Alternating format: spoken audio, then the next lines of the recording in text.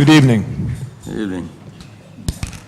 The regular meeting of the Southern Shores Town Council for September the 5th, 2017 is now in session. Before I ask you to join me in the Pledge of Allegiance, a moment of silence, I'd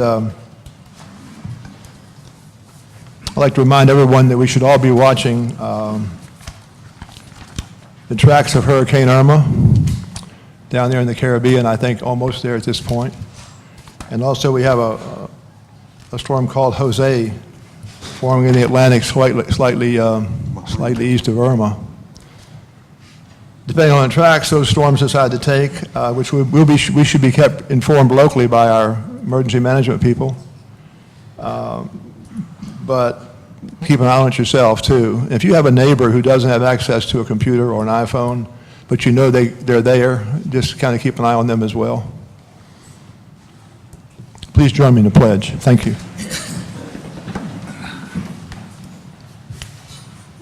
I pledge allegiance to the flag of the United States of America and to the republic for which it stands, one nation, under God, indivisible, with liberty and justice for all. Thank you.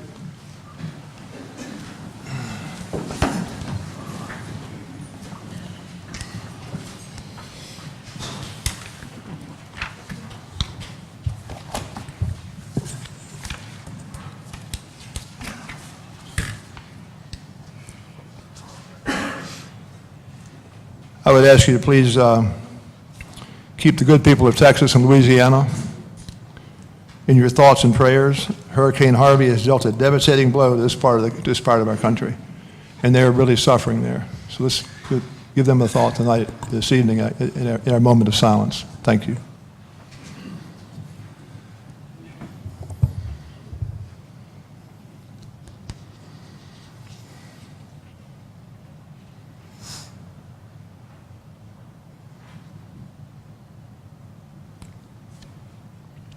Thank you.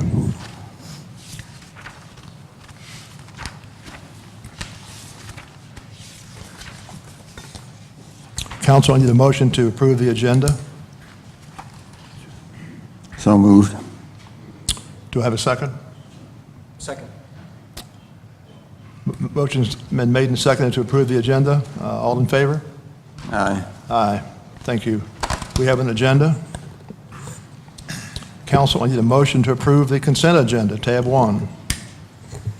Got a few comments about. In the August meeting, I asked Chief Cole about an incident about a car and a property on Sea Oaks, and Chief Cole gave us a very detailed explanation of what happened, and I don't see that in the August minutes.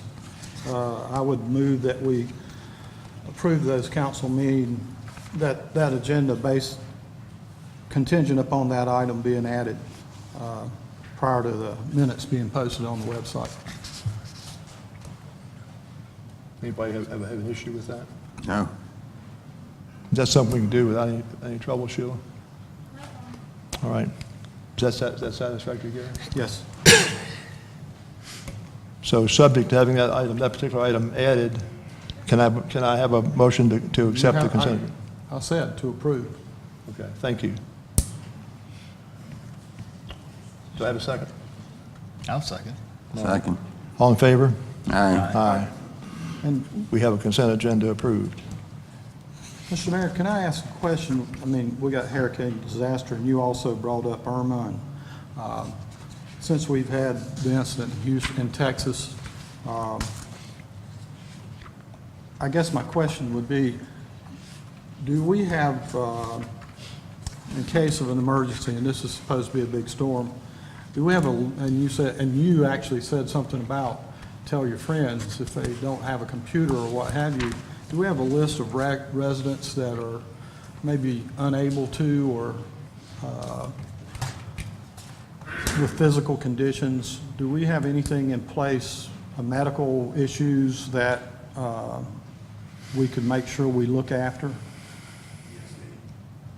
Dare County Emergency Management keeps that for the entire county, participate in that each year, try to keep that updated.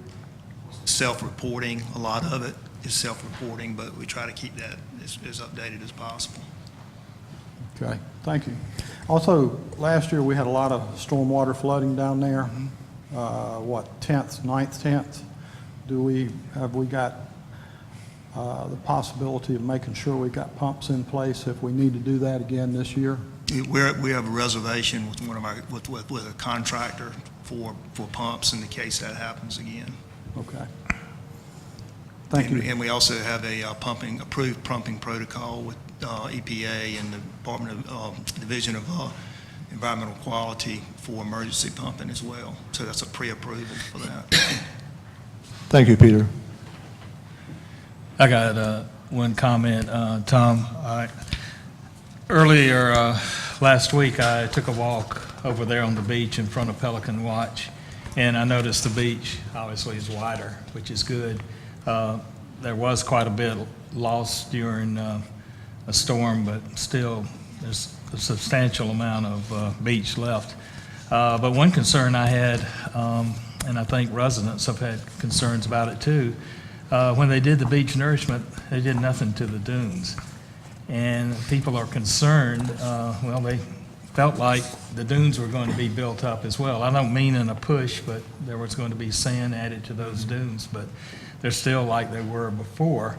And supposedly when Ken Wilson met with them, he indicated, the question was asked about the dunes, and he indicated that there wasn't enough money for the dunes. And I don't think we were ever aware of that being a problem. If we were, we could have addressed it.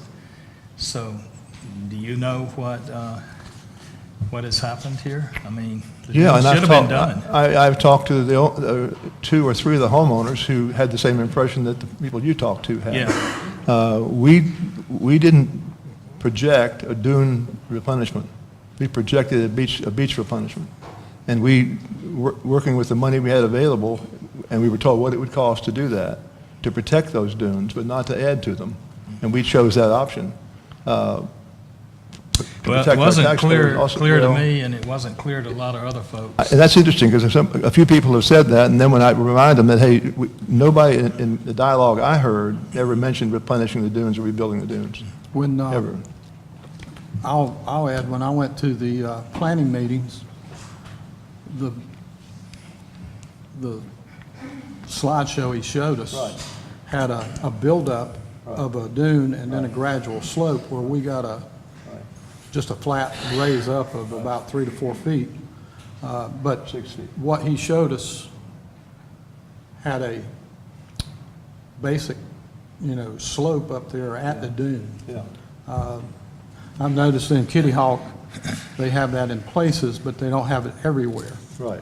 So, but that was, I think that's a little misrepresentation myself, because when you walk in front of Pelican Watch, it goes right to the dune. It's a raise of however many feet based on what they do and how they calculate it. But when he did the demonstration and talked to us in those planning meetings, and I went to the one in Duck also, Right. that was said.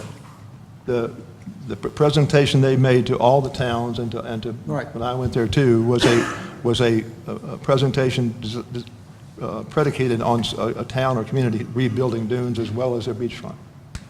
Now, we opted not to rebuild the dunes. We already had a pretty significant dune there. We'd lost a lot of it, but there was still some dune there.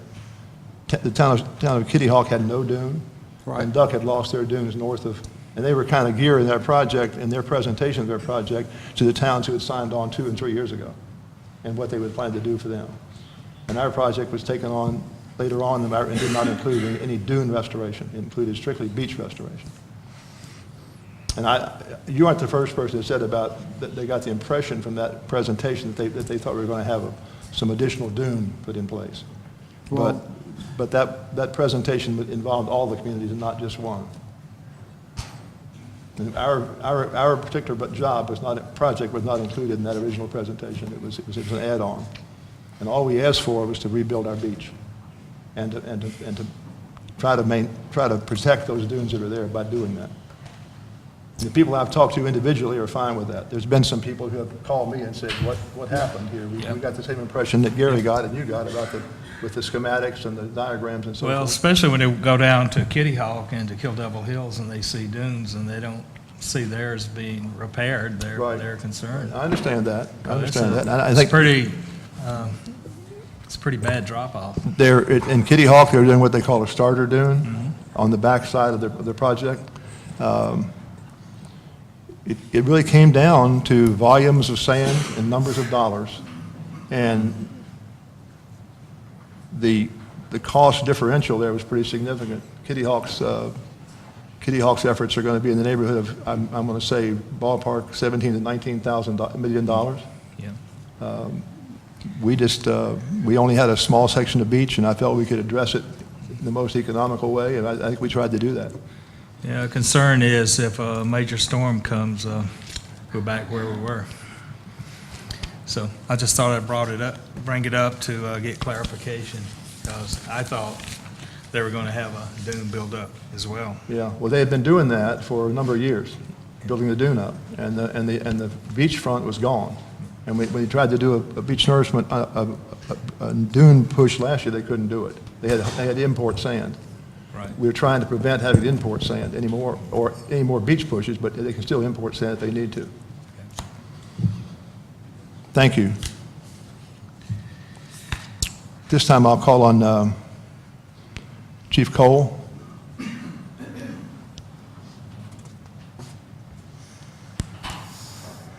Good evening, Chief.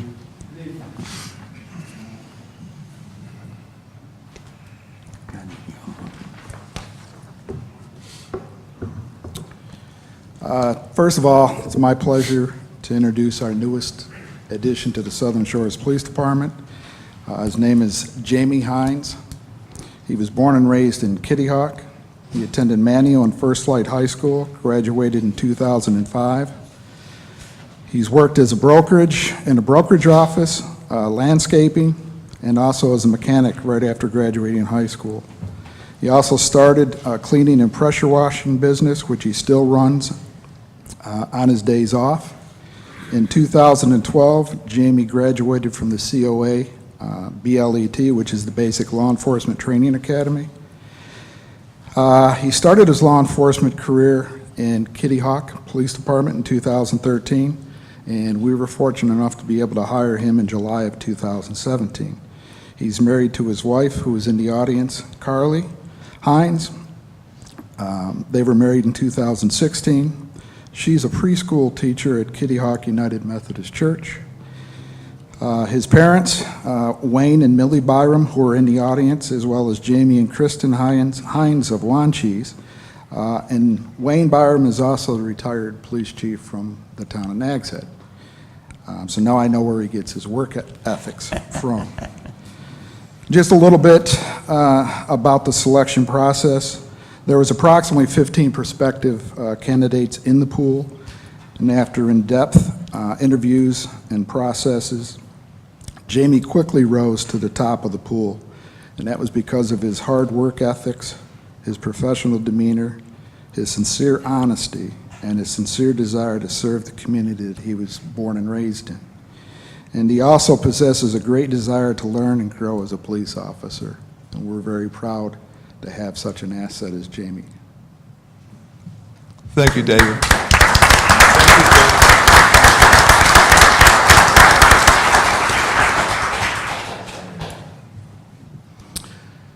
Eddie McKeever, Master Police Officer. Smiling. Good evening, Eddie. Or we refer to him as Mr. Sunshine. The man is always smiling, always, no matter what. Eddie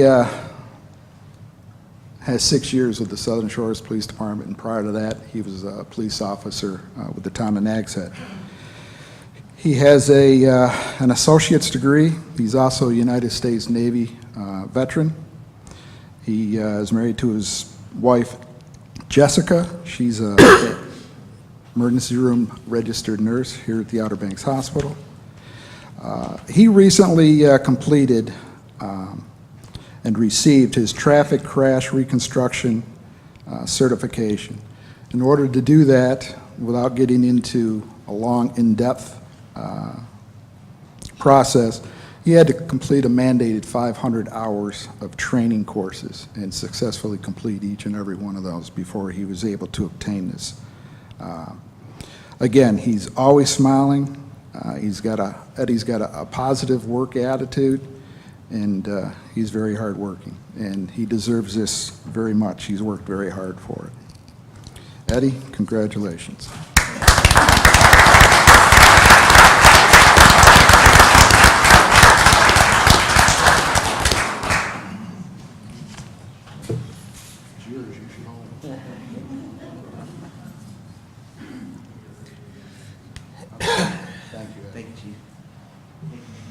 Thank you, Eddie. Thank you, Eddie. Thank you, David. I told you we were going to get out of here. That was a lot.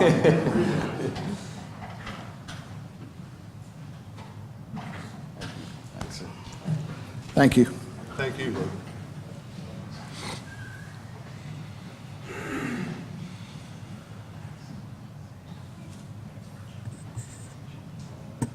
This time I'll call on the town planner. Good evening, Wes.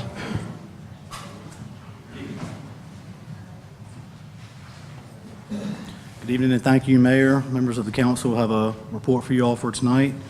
With respect to permitting, there were 4 zoning permits issued, 22 building permits issued. Those consisted of 2 new single-family dwellings, 1 remodel, 1 addition remodel, 2 repairs, and 15 others.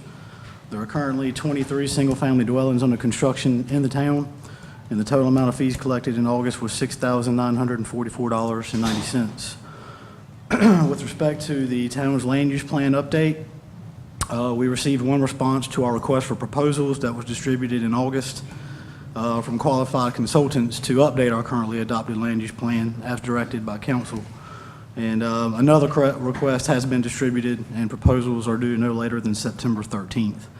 And regardless of how many we receive, all proposals will be distributed to you for consideration for approval at the October 3rd council meeting. With respect to the preliminary flood maps, you may have been receiving the emails and seeing in the local newspapers and whatnot about what's been going on with the preliminary flood maps. Town staff will be meeting again with local planning jurisdictions this week to go over the process and where we all stand. And town staff, we plan to report back to you all at the October meeting with where we are and where we plan to go. With respect to the planning board, tomorrow night there will be a special planning board meeting here in Pitt Center, and that's to continue the review and comments on Module 1 of the Town Code update. And also with respect to the Town Planning Board, their regular meeting will be held on September the 18th, and that is to review and consider recommending zoning text amendment application ZTA-1705 to consider allowing living space within accessory structures as directed by council. Any questions? Council? I don't have any. Thank you, Wes. Thank y'all.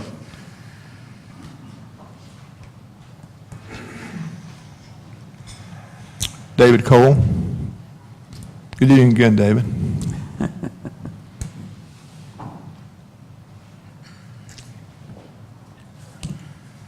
Good evening, Mr. Mayor, members of council. I owe you 2 months of reports, so I'm going to give you July 2017 first. As you can see, we had officers responded to 1,038 calls for service for the month of July. You can see a rough breakdown of some of those in the pie chart. They also responded to and took reports on 38 incidents, which were actually crimes that were reported to the Southern Shores Police Department. Officers made 11 arrests. We had a total of 14 motor vehicle accidents for the month of July. Officers stopped 155 vehicles. Not at 155 vehicles, they issued 60 written citations and another 86 warning citations. And we also handed out 68 local ordinance violations. Most of those consisted of parking violations. Any questions on July? Okay, thank you. August 2017, we had 776 calls for service. We had 45 incidents that were reported. As you can see, 12 of those were drug-related. We also made 9 arrests, and that included the drug arrest. We had 7 motor vehicle accidents. Officers stopped 92 vehicles. Out of that 92 vehicles, they issued 45 written citations and another 45 warning citations. And we had 50 local ordinance violations for the month of August. Any questions? Thank you for your time. Thank you, Chief. Okay.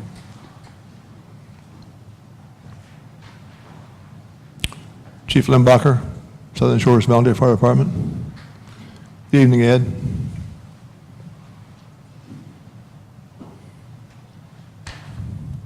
Good evening, everybody.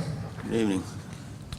So for the month of August, the fire department responded to 74 calls. 3 of them were structure fires, 1 patient assist, 36 medical calls, 2 motor vehicle accidents versus accident vehicle versus pedestrian, 3 vehicle accidents, no injuries, 1 removed person from a stalled elevator, 5 surf rescue calls, 1 hazardous condition, 2 LP or propane gas leak, natural gas leak, 3 electrical, 2 service calls, 3 public service, 1 standby, and 8 fire alarms, for a total again of 74. That is 6 behind last year. So, anybody have any questions?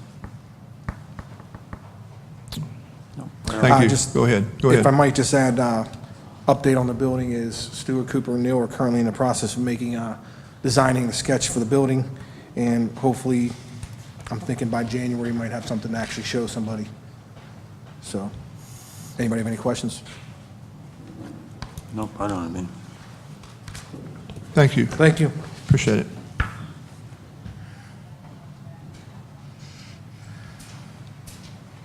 Town Manager's Report, Peter.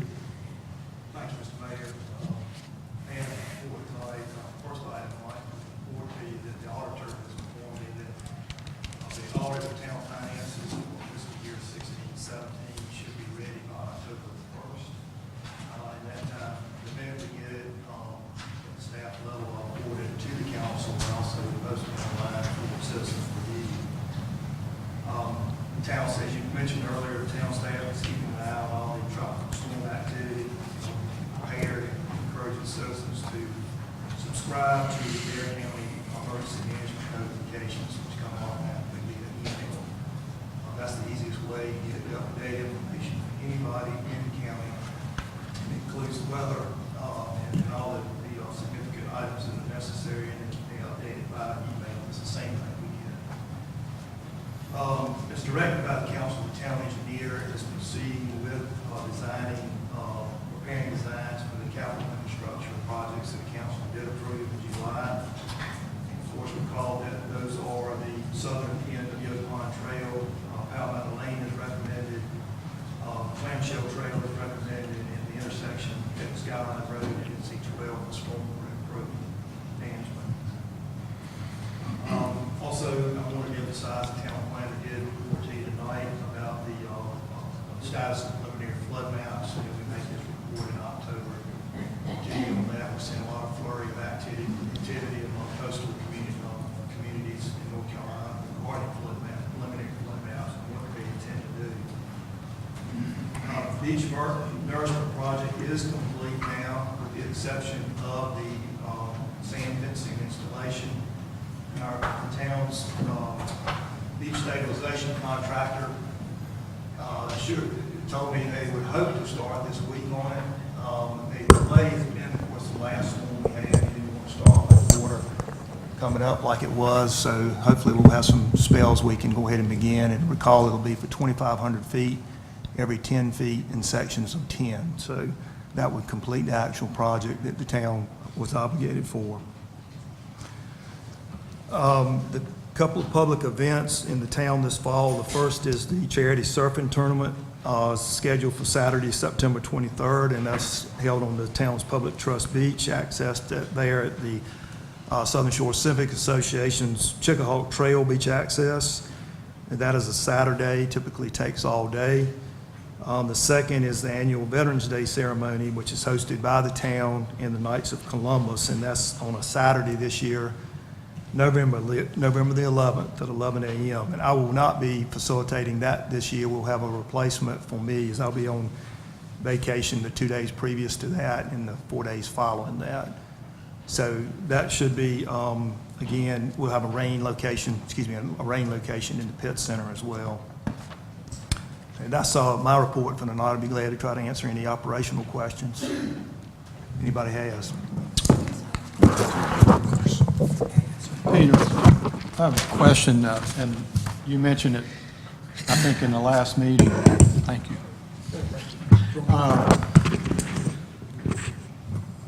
Was the engineering plan complete for Juniper last year?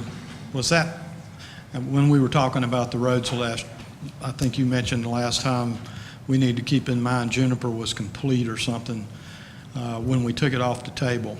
Was that engineering plan completed last year totally? Because With the exception of the geotechnical engineering, it was. The actual street paper design was complete, but the geotechnical had not been complete. so we had pretty much everything in place on that road to do the complete project, and we just, No, he's going to have to make some decisions about what type of final design for the top, because of the geotechnical has not been completed. They were trying to make some decisions on that when y'all started deliberating on it. okay. The reason. I guess my question is, should we go back and relook as a council, since we had that in place? That's certainly up to the council. We can pick right up and take off with that if council approves that as a project for the year. Again, we'd have to, we're not going to be able to put them all out for bid at the same time, and we're going to be bringing, as y'all directed the first time, we'll be bringing you the actual bids for these projects as we get the bids. And to clarify for council, last year we did Juniper Trail, the complete project was in the plan, in the capital improvement plan. Right. And the design was put in place. And I know Peter's when we started deliberating on that, Peter made mention to that, and we kind of blew right over it. But if we've already spent that money, we may need to go back and look at whether or not we want to go ahead and complete that project, since we've got part of the engineering already done, and revisit that. And that was just something I wanted to bring up, because I remember you said that in the process. So is your We thought? don't have to. That's an option. Well, we can at least discuss it briefly. We're forming a new CIIP committee. Right. Should be members in place after tonight's meeting. There's no reason this couldn't be one of their jobs on the first or second meeting to discuss this further and come back to council with either proposing to agree with what you just said or some other option. Well, there's spots on that road that have really deteriorated with the amount of water we've received this summer. Mhm. Where You have a lot of dips and valleys. the dips in the Right, valleys right. have increased. Peter, where, to that point, if you had to give a percentage, guesstimate, where percentage are we at in terms of the engineering of that? Obviously, we need the geotech. That Yeah, probably the- contributes to those dips and valleys, and I mean, the geotechnical is needed to formulate the specs for that bid, because we don't know what it's going to take to do it, so it won't keep dipping like it's done in the last fix. so Is to what do I'm what told. Gary's suggesting, we'd have to authorize the geotechnical engineer to go out, do a boring or two, or do some work Yes. to figure out what's going on, and then the town engineer would then amend his drawings to reflect That's what right. they found. That's right, exactly. Okay. Thank you, Peter. Town Attorney? I don't have anything to report, Mr. Mayor. Thank you. Thank you, Ben. At this time, I'd like to, after some preliminary comments, would like to introduce Division 1 Board Member Alan Moran and Division 1 Maintenance Engineer Clement Wynn Bridgers. Before I ask him to come up, though, I'll give you a little background. We've been discussing the vacation traffic now for at least 3 years that I'm fully aware of. And we've had different options presented to us and different discussions about what we should do and how we should do it. And based on that and based on our history of discussing it, we decided at our last meeting to invite Mr. Jennings, if he would come or not, another representative from NCDOT to come, and also, I did this through Alan Moran, who's our new District 1 representative for the District 1 of NCDOT. Alan's worked very closely with us recently on the new crosswalk at Dolphin, and other things I've called him about and asked him to help out, and he agreed to come tonight and bring someone with him, and that's who's here to speak to us. And this is primarily a dialogue between these two gentlemen and the council members. We want you to listen in and pick what you can and take what you can from it. So, gentlemen, if you want to come up and talk to us, we'd love to have it.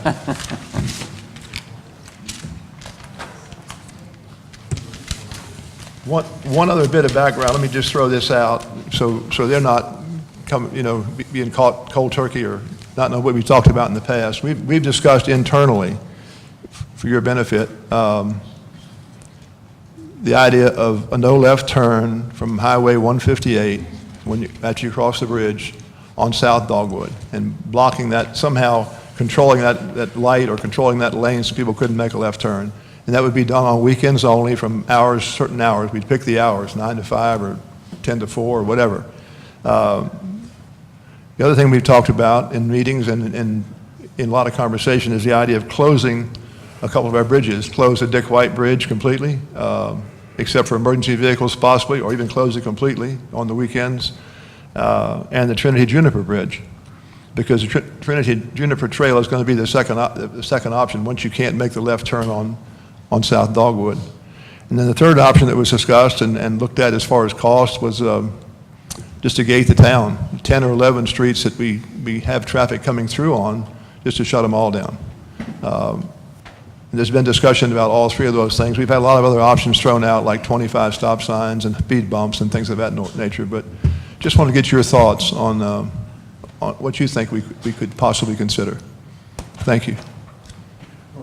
Mr. Mayor, as we discussed earlier, the department's concerns are to close the left turn lane at the stoplight. You would have to physically barricade the center turn lane. To merely put a sign up is not going to stop people from using it. If you turn the light to a solid red, the department's concerns for public safety for the traveling public are people will get in the turn lane anticipating the light to function as it always done. If the light doesn't function, they're going to lose their patience and either going to turn left on a red against oncoming traffic, or they're going to look back to their right and attempt to get back into the through lane headed farther east on 158. Both of those are movements that are going to create a serious safety hazard for the traveling public. So merely just turning the light to red and making it non-functional is not going to work. It would require the entire turn lane being blocked with some cones, drums, delineators or whatnot to prevent a vehicle from getting into the turn lane, onto the sensor loops and activating the signal. Then at some point, if the town elected to pursue that, placing those delineators inside that lane would be a responsibility of the town of Southern Shores. Maintaining those would be a responsibility of the town of Southern Shores. And when those delineators were not in place and a car got in the lane, they would activate the loops, the signal would function as it's always done. So, but our concern with, it would have to have some physical barrier in the turn lane to prevent somebody from getting in the lane and turning left or right, and creating a hazard to the public. One concern that we discussed just a few minutes ago, if you do put a block in that turn lane, people who know they can do it may slow down in the inside through lane, watching oncoming traffic westbound on 158 and try to shoot that intersection anyway, which is going to create all sorts of accidents if people try to shoot that lane, and people will do it. So that's our concerns as far as that goes. So as far as deactivating the intersection, it would have to be a physical barrier put in place. And we would assume, taking responsibility, the town of Southern Shores would own that blockage and would maintain that off and on. As I said earlier, The concern would be, if you do put any kind of blockage in the turn lane, it would have to be something that would stay put, because a camper, a boat, a tractor-trailer going by there would send cones or drums or anything just sitting on the ground flying through the intersection, which would then be a burden on the town to have to go back out there again and re-put up the barricades. So as far as the signal goes, that's where DOT lies, is the safety of the traveling public first.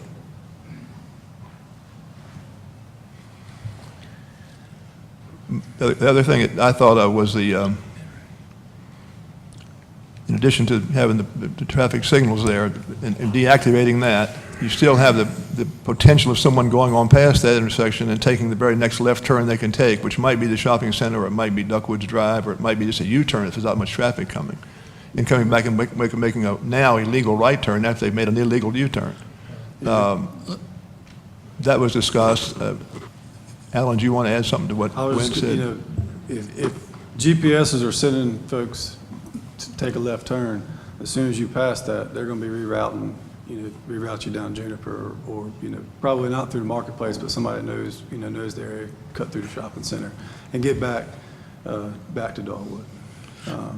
So there are some the ripple effects to each option. Let me ask you, you said we need to block that lane. What if we placed a police car there with the lights on? Well, the manner in which y'all decided to block it would sort of be something the town would want to propose, and DOT would sort of have some input on as to what would be safe for the traveling public to have it put. Now, I don't know whether the town would want a vehicle that would normally be at your disposal sitting in a turn lane for hours on end. Well, just on the weekends. Right, I mean, that's.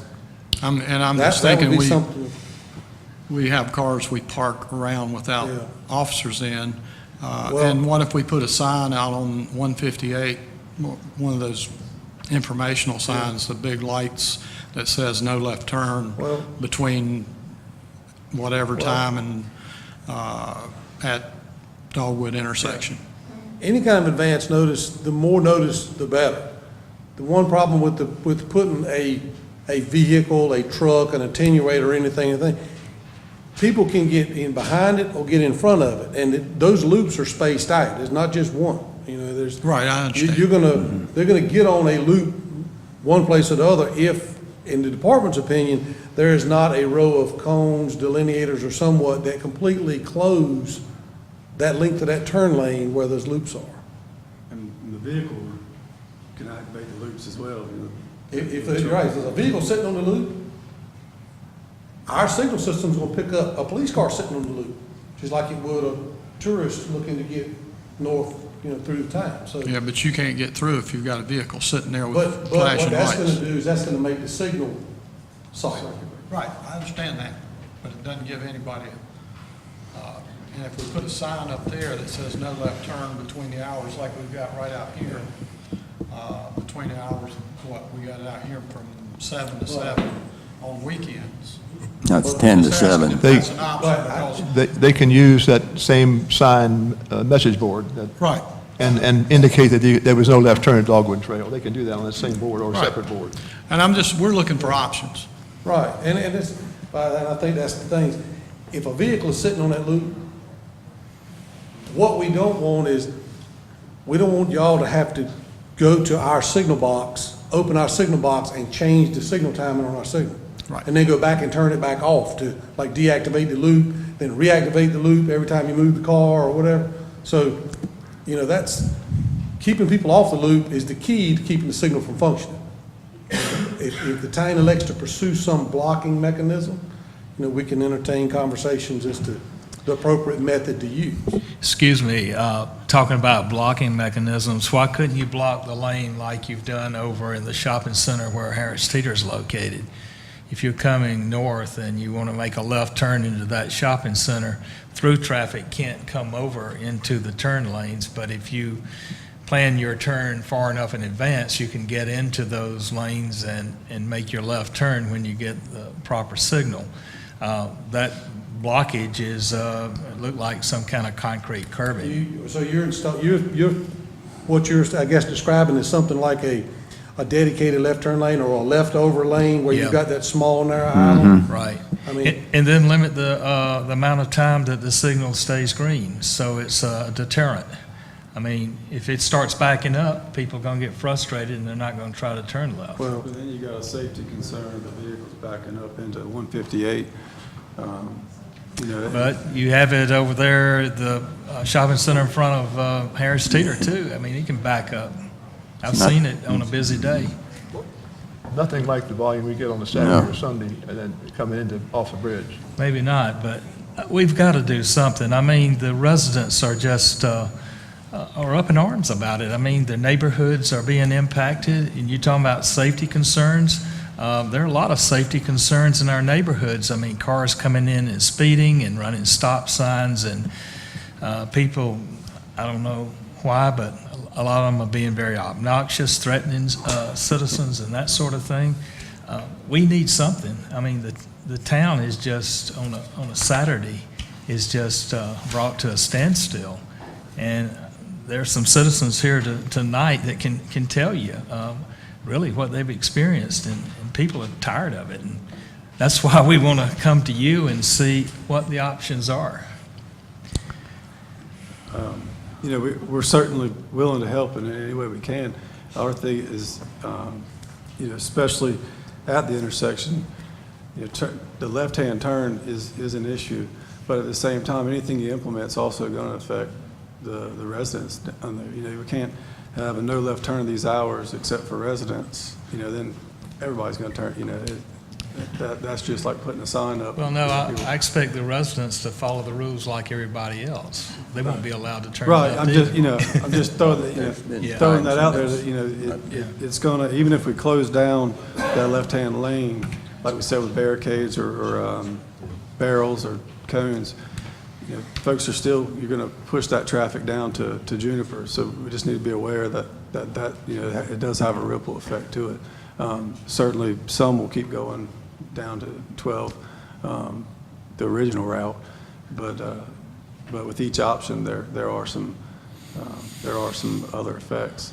And, you know, the next option I think you spoke about was, you know, closing off the bridges. That's certainly an option, but with that, you have, you know, the bridges are going to be closed down. So that's with residents trying to get back, you know, to, up north, up to Duck, trying to get to 12, or coming from 12 coming through to the residents. And, you know, then, of course, you've got the backup until the GPSs don't send them down there any longer. It'll, you know, certainly be a cluster of cars being piled up back there in the residential areas. And you guys might not have an answer, but a lot of us have mentioned dogwood, and we're starting to mention juniper, but there's also sea oats. And this, what we're seeing here isn't just dogwood, and the GPS is fairly agile. So do you have any suggestions or thoughts? And this is why we kind of discussed the idea of literally closing down the town, because it's not just one location. What we're talking about is about 10 or 11 locations where we have significant traffic inflow in that area. Is there anything in the DOT arsenal of traffic control, whether it's a no left turn at Dogwood, does that mean we have to do it everywhere? And how do you have any suggestions on that? I'm concerned also about the ripple effects, but tell me if I'm missing something in the discussion. I can't say right now that I know exactly a cure, you know, that you can just say, this method will work. I mean, as we've talked before this meeting, the mayor and Peter and I and Alan talked some, we realized that if you block this off, they go here. If you block that off, they go there, and then they split, and then all of a sudden you've got them lined up at every intersection from 12 and 158 to who knows where. You know, they just pile up in other locations. Now, honestly, based on the question you just asked, it almost sounds like you're looking at a citywide traffic study to know how to get flow through here, because the problem is you don't have this constant flow every day, all day. These are not commuters that are coming out of your neighborhood, going to work and coming home 5 days a week. This is a massive influx of individuals, and then they're gone. Over a short period of time. Right. and you don't want them in there, but you can't theoretically stop them unless you stop your residents too, you know, or present a major inconvenience to your residents at the same time. And it's a pay me now or pay me later option. And that's a long way of saying I don't have an answer to say there's some magic way to fix this. As you begin to develop a plan of attack, a way you want to deal with, you know, the stoplight at Dogwood, the one thing I will say about this, if you do something like putting the temporary cones or little delineators out there, and it makes a mess somewhere else, you haven't invested a whole lot in those little delineators. And if you say, wow, this made a bigger mess than it fixed, we're just not gonna do this anymore. You haven't put a lot of money in, you haven't loaded a lot of resources in. If you do go with something like a concrete island type thing, that's a larger investment that's semi-permanent. We know nothing's permanent. You can take anything up you want to, but there's a bigger investment to get that done. So, you know, my suggestion is pursuing an option that doesn't require a permanent impact, see how it functions, and if it doesn't function, go back to a drawing board, to me. And you can also see the impacts. So let me ask you a question. Yes, sir. So you're not saying no left turn is not an option? No left, we don't think no left turn without a blockage in the turn lane. That's not an option. I understand. No left, preventing left turns there will keep people off of Dogwood directly. So that can be done because we've been told that. With the proper delineation and blocking off that median. We don't think Because that leaving that turn lane open, we think that does create some serious issues for the people out there on the highway. And understand what Chris said a while ago about Yeah. Wax Myrtle and Oh, yeah. Sea Oats. Sea Oats and Hillcrest, Hillcrest and for example. Hickory. Those streets have Love traffic, them. you know, they have 10,000 cars on them on the weekends. They're not, I mean, they're tearing up our streets. And, well, you know, basically, that amount of traffic is not what those streets were built for. No, sir. And these are residential. And, you know, each one of us sitting up here can relay a story from a citizen who lives on one of those streets that will tell you there's mamas knocking on doors saying, can my kids use the bathrooms on Saturday morning? There's guys using the bathroom in the street. There's broken down vehicles. There's people speeding, and I mean, you know, going well above our speed limit. And that's not anything against our police department because they can't get to it. No. I mean, in places. And then it backs up. It used to be just, you know, it back up for a quarter of a mile. Now it's backed up for miles back on those streets, and it's all three of them because the app is telling them to go down this one. Well, it's full, so it'll send them down the next one. And so what we're doing is stacking cars. That 70,000 cars that hits Highway 12 every weekend, we're stacking them in our streets back there. And what we're trying to do is help our community and actually do something to alleviate some of that problem because they can't get out. And, you know, one lady spoke to us a couple weeks ago, at our meeting, and said, you know, what happens if there's an emergency and I need you? So that's what we're looking at. We're not. And we fully we empathize. We ask you here to work together. Like I said, I grew up in a maintenance environment, and people talk about drainage all the time, and there's nothing I love better than see water run downhill. And we've been hamstrung and tied and by trying to get that done. And the same way here, we love to see traffic go where it's gonna go and hurry up and get to where it's gonna get. And because that's where they do y'all some good, because they're up there getting to their rentals, and they're up there at your businesses, and they're doing what they need to do, and they're not sitting out here queued up in a residential area somewhere.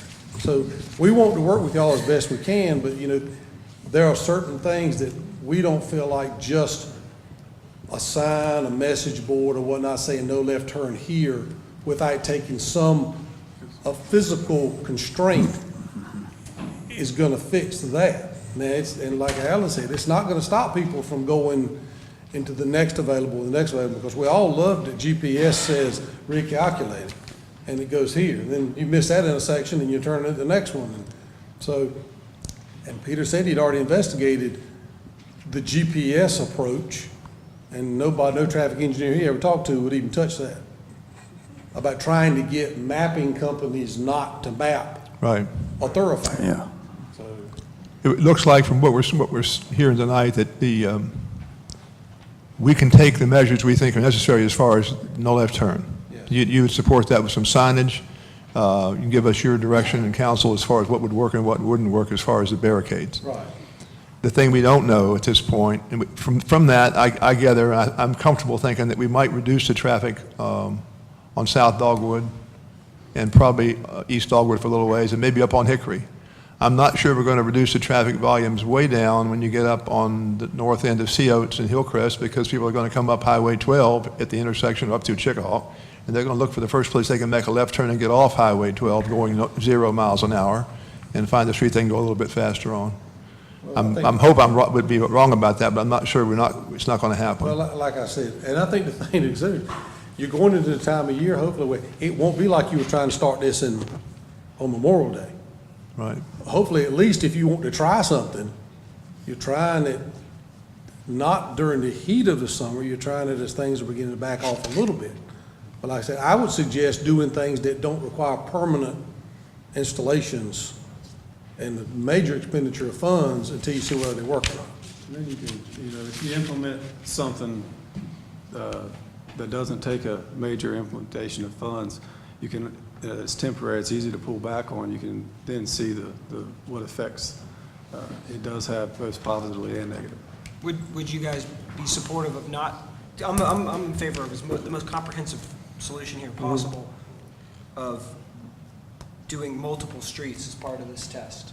So in that same approach you're describing, the same barriers, the same signage, but looking at stopping folks from MC 12 making that left, as well as we got to figure out a way to do Juniper to. You mean Juniper Trail? Well, Juniper's a tough one, I'll be honest. On with you. Juniper, you'll just Juniper's move, hard. you'll move the traffic from Dogwood down there. But And even so on- we just even on move. COs, So then Go ahead, Tim. then we've got another issue. Only the one nice thing about that is you got to go all the way out to 12 to get back north. True. That is- And light- that is and that one- light, now- you guys have time to, it never turns, so that. I don't live on Juniper, but I can tell you, if I had to get out, I might have a problem. Well, and I don't know that we can solve that one initially. I'm thinking about, can we do this, if we're talking about tests, can we do this test in other locations in the same kind of no left turn theory? I leave that to the town's decision of what you want to do. To me, though, it's a little bit like shade tree mechanicing. You change one part and see if it fixes it. If that fixed it, you quit. If you change that part, and if that don't change it, you change the next part, and if that don't change it, you change the next part. I would be a little bit reluctant to just Be doing changing too parts. many approaches at one time, but yeah. Now, if you have enough knowledge of your internal workings to say, we know that this is gonna cause a problem here. Right. Then it would be logical to go ahead and deal with those two. Right. So yeah, a small calculated approach at multiple points would not be unreasonable. So would you suggest that we start sometime before Memorial Day to shut that lane down? From a Department of Transportation standpoint, to stop whatever might happen on 158 or 12, I would definitely suggest exercising my options during the winter and see how things function before we get down to the next, summer season. But, we'll work with y'all if you want to come up with a plan and a sketch, and then sit down and look at, this is what we like to do, and kind of play it out on a chalkboard exercise, and then help y'all implement it. We'd be glad to work with you. Okay. Could you get that Mid-Currituck Bridge built? Well, we just told him, I told him earlier before the meeting, if you could go somewhere and buy one and float it in there and set it at night, it might fix all this, but probably not. That's the Not big, in my lifetime. that's the biggest obstacle we face, is what's happening in Currituck, and the volume of traffic is coming through here to go there. Yeah, everybody- they're having, there's people on the last meeting I was involved with that group, they're complaining too. They used to be able to go out at 8 o'clock and get back by 10, and now they can't get out by 8. I know. So everybody's got a stake in this thing. Or a comment I have, if we don't do it properly and, they start shooting around, to me, and maybe Ben needs to answer this one, how much potential liability does the town have? Because really, that's not, that is Kitty Hawk's jurisdiction, but we're going to have to administer it. And I think Kitty Hawk had made a statement, if I'm not right, Peter, that Go ahead, Peter. to implement it, they'd want some kind of memorandum of understanding that they don't Well, receive. I think they want us to indemnify them if there's an issue. Yeah, it is their jurisdiction, and they've indicated to me, initially, they indicated to me that they would not give us any physical support as far as police officers or resources. They didn't have the resources and the money to do that, but they would give us, if we wanted to do it, they'd allow it in their jurisdiction if we'd give them some kind of a memorandum of agreement or some kind of indemnification that would say that they aren't responsible for what goes wrong. And I can understand why they want to do that. Let me ask you this, has anyone talked to the folks up in Duck? It seems like that's where the bottleneck is, and it's backing everything up. So, I talked to the folks in Dock, to the mayor and the town manager, and they have their own town to run. And they're looking out for their businesses and their residents there, and they realize that they don't realize that they're creating an impasse or a bad situation for us. Their speed limits are lower. They're worried about their public safety up there, just like we would be here. I don't know what they would do up there that would change the dynamics. They are in the process now of redeveloping. that's why I asked them. Yeah, well, they're in the process now of redeveloping their downtown. You probably They're know, going to you've change seen that the plans. whole road up in through there with some certain barriers to keep pedestrians from wandering around, because that's part of the issue there. And what they're doing may, in fact, they think will improve the traffic flow. We don't know. It's just they're going to have fewer places you can cut across to go from one side to the other, and that may help a lot as far as pedestrian traffic and people turning. We don't know what the impact's going to be of those improvements they're making. I know they've done a lot of improvements as far as multi-use paths and improved some paths on either side of the road, to keep people out of the lanes and over on those paths. Well, they're making a whole other design where I think they got some barriers that come down the center. And at least that's what I've seen anyhow on their website. Yeah, it's on their website. And that's good, would keep people from going from one side to the other, helter-skelter. Council, I propose that we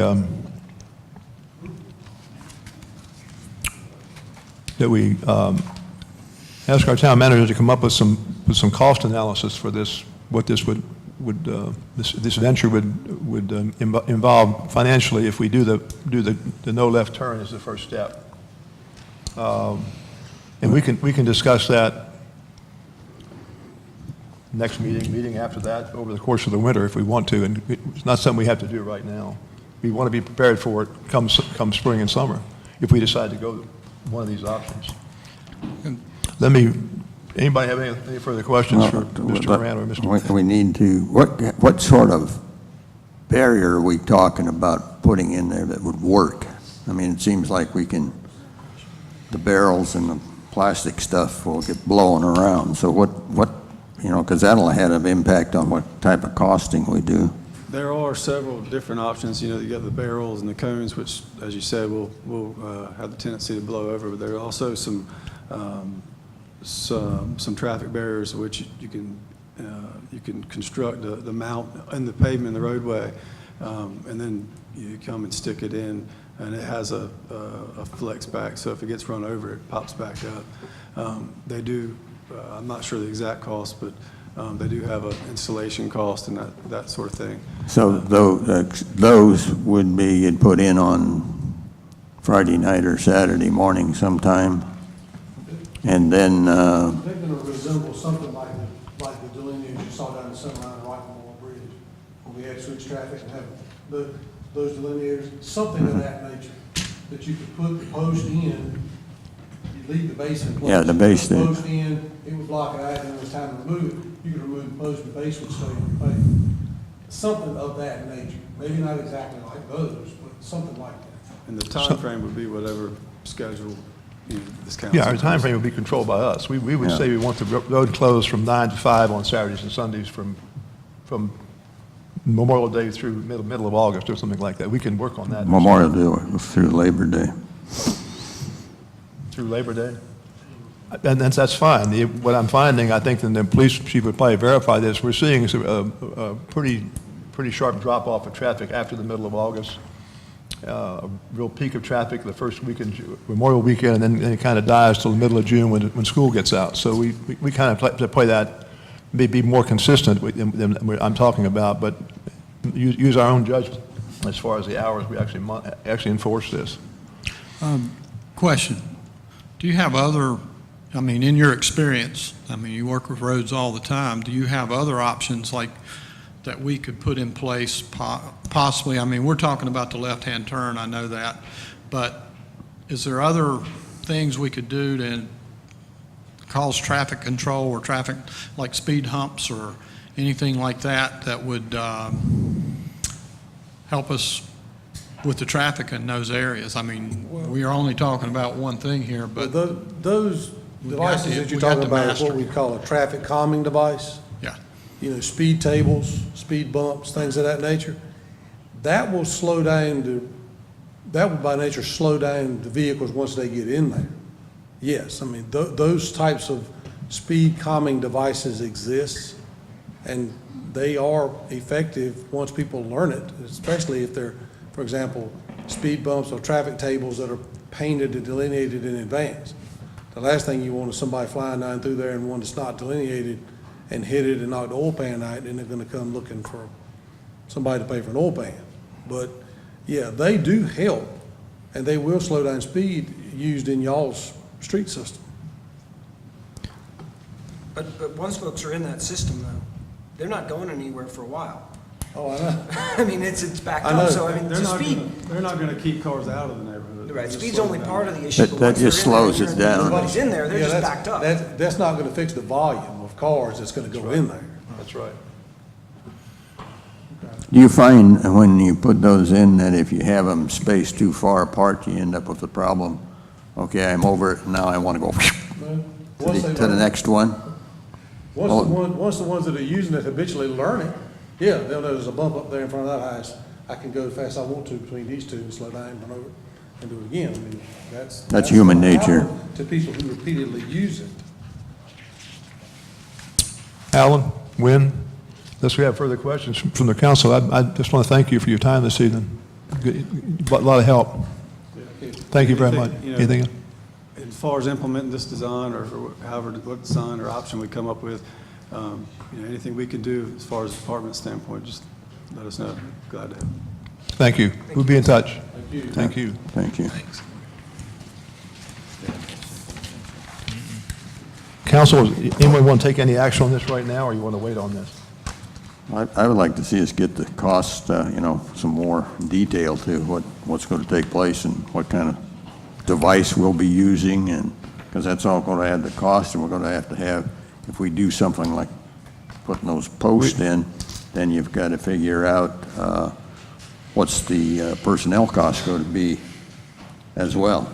That's a good point. We've discussed this in general terms, I think, with our police chief and with the town manager and I think we're going to have some costs we haven't anticipated probably, but we could go get them together. I think the police chief needs to play a role in it, maybe the fire department, because everybody's going to be impacted by it one way or another. Yep. Thank you.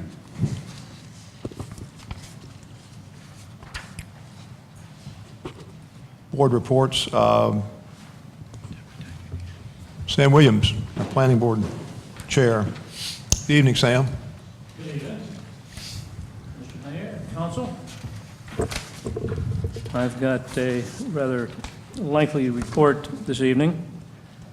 The first thing I would like to do is tell the council that Gray Berryman resigned from the Planning Board because his personal and professional responsibilities have increased, and he didn't feel he could put in the time necessary for the Planning Board. But I do want to also recognize his good work with the Planning Board. I hate to see him go. That brings on the question of his replacement. Right now, Joe McGraw is the first alternate, and I'm requesting that you appoint him to the Planning Board. And I think I saw someplace later on the agenda that that's an agenda item. The second thing is that on the agenda, I was to report on the planning board's discussions on zoning text amendment, ZTA 17-02, to establish new building height requirements, and that has been withdrawn, so I will not be discussing that.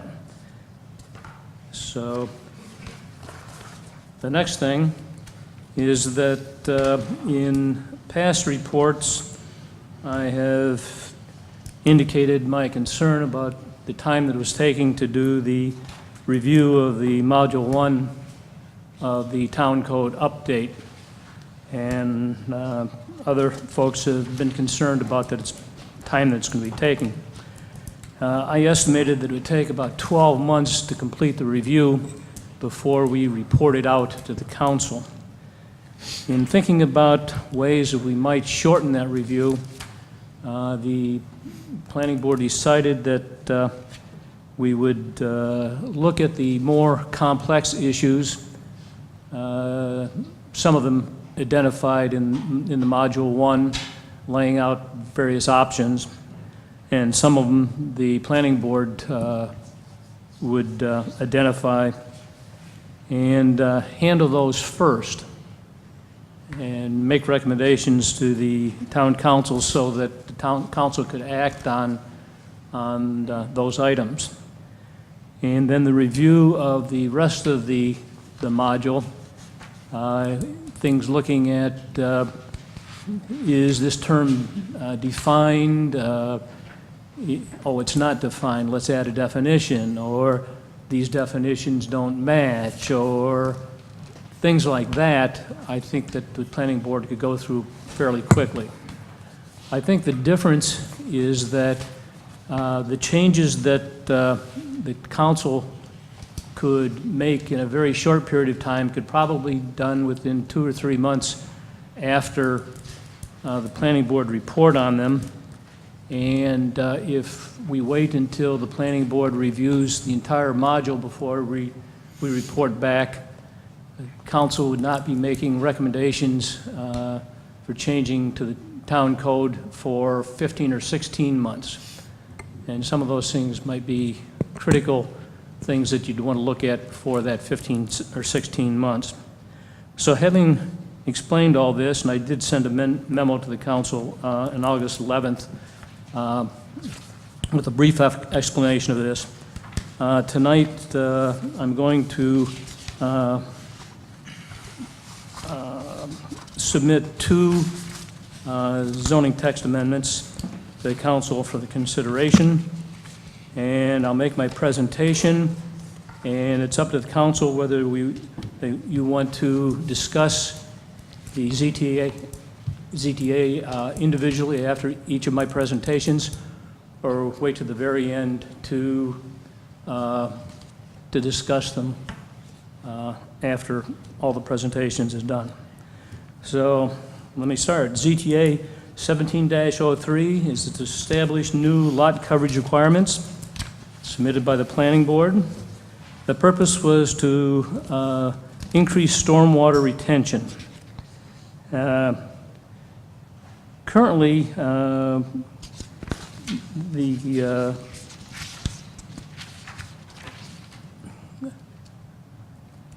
me just state it another way. A number of these things count 100% against lot coverage as it is.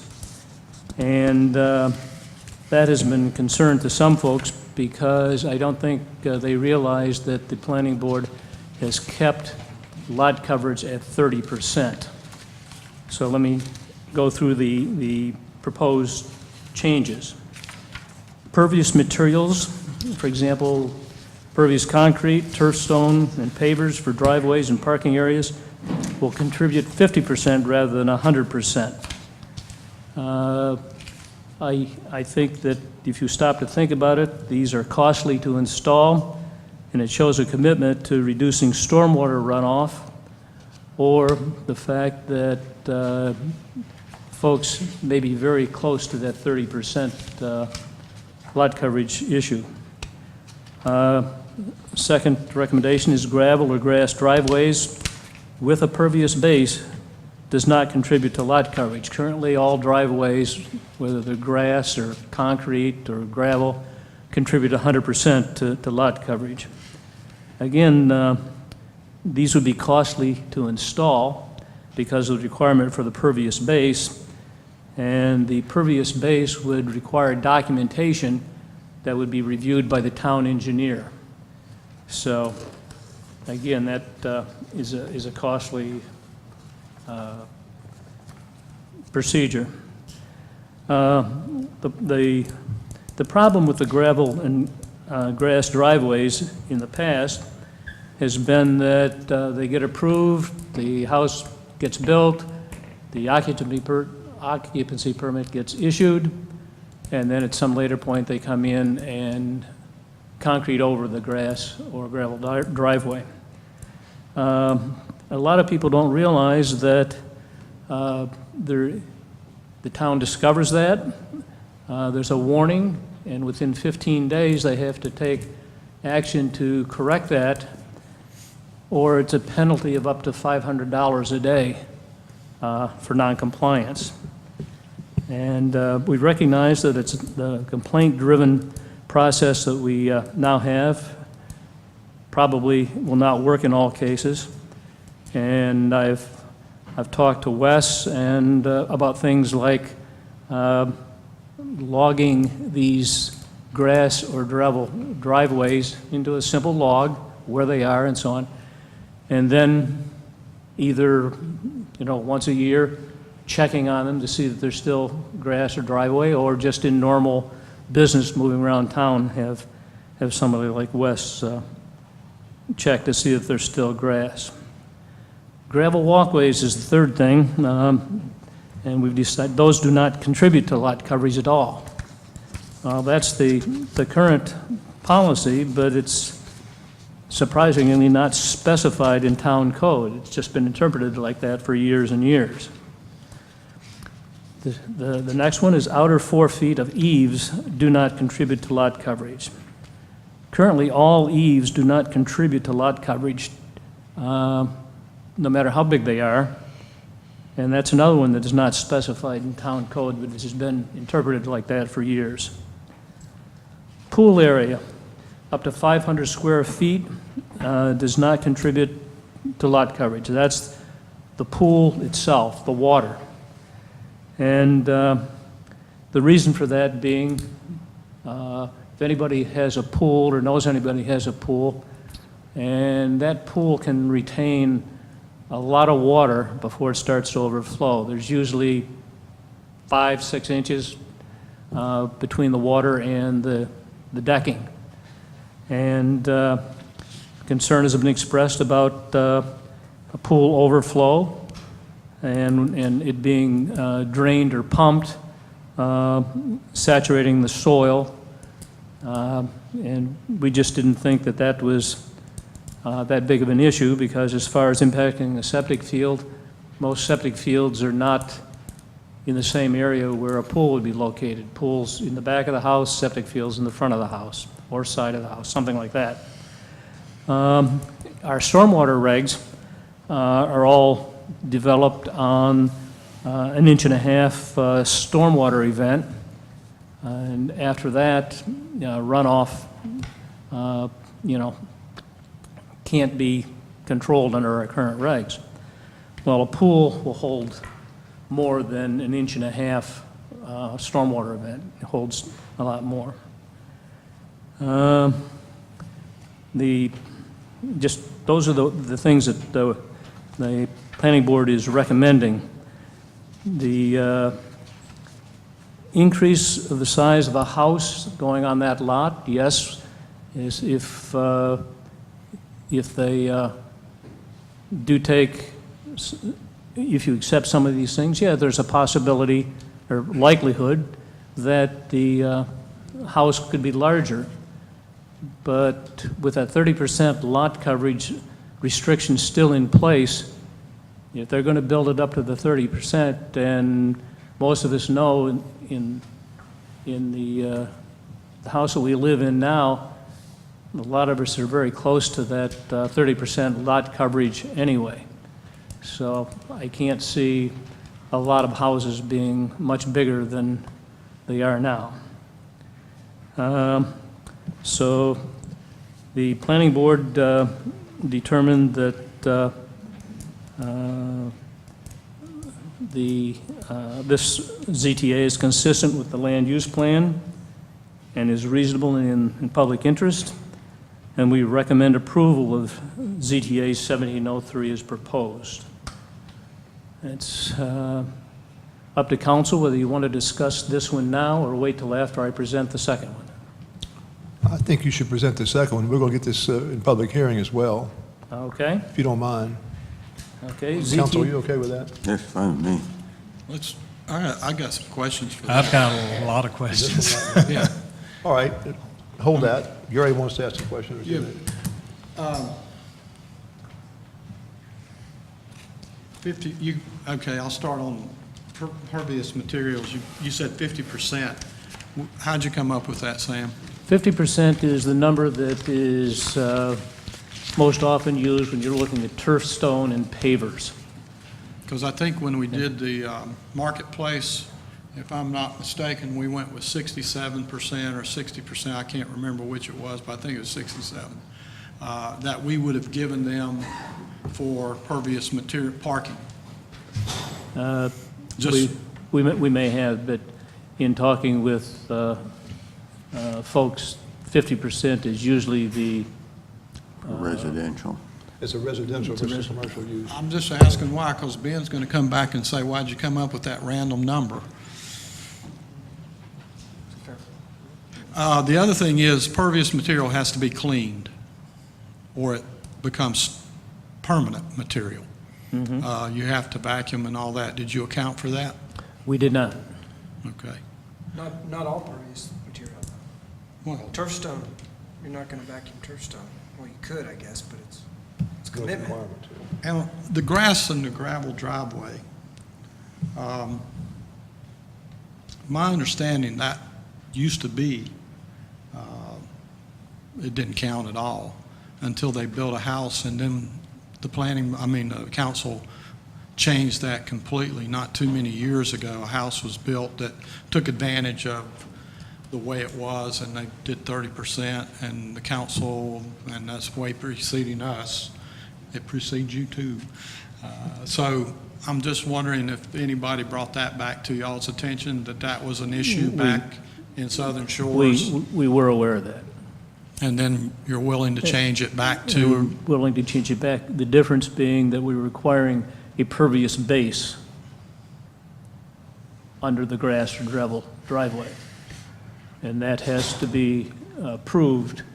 The information on whatever is being used as a pervious base, the engineering information has to be turned in to the town engineer, and the town engineer will determine whether that's an acceptable pervious base.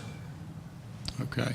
Because I'm wondering if we're going to get in the same situation, because that house still exists, and they park on the grass, which is really the lawn, and they still do that today. The other question I've got is on swimming pools, and you did an explanation, but I still see that as underneath, you've got a pool liner or concrete, and with the runoff that we've had in our streets and throughout our town, I think that's something we might want to readdress and let it count as a part of that, 30%. Because, you cover those pools, but the other side of it is, they may be able to absorb an amount of water, but that's still a concrete structure or a fiberglass structure. That's a solid structure underneath that pool. So that was my 2 cents that I was questioning. Thank you, Gary.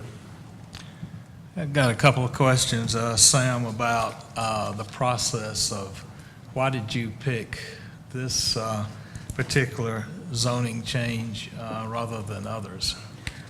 This was one of the first ones that was identified in the Module 1 that had several options presented, that the council was going to have to pick one, modify one, combine two, whatever. So it was one of those that was the first one that I think came up that was presented in Module 1. The reason I asked that, when we started the Code Right project, we had a public hearing and town hall meeting, I think it was last March, not this past March, but in March 2016. We told the public at that time that before any of the proposals came to the council for consideration, that we were going to bring them all kind of at once rather than pick and choose.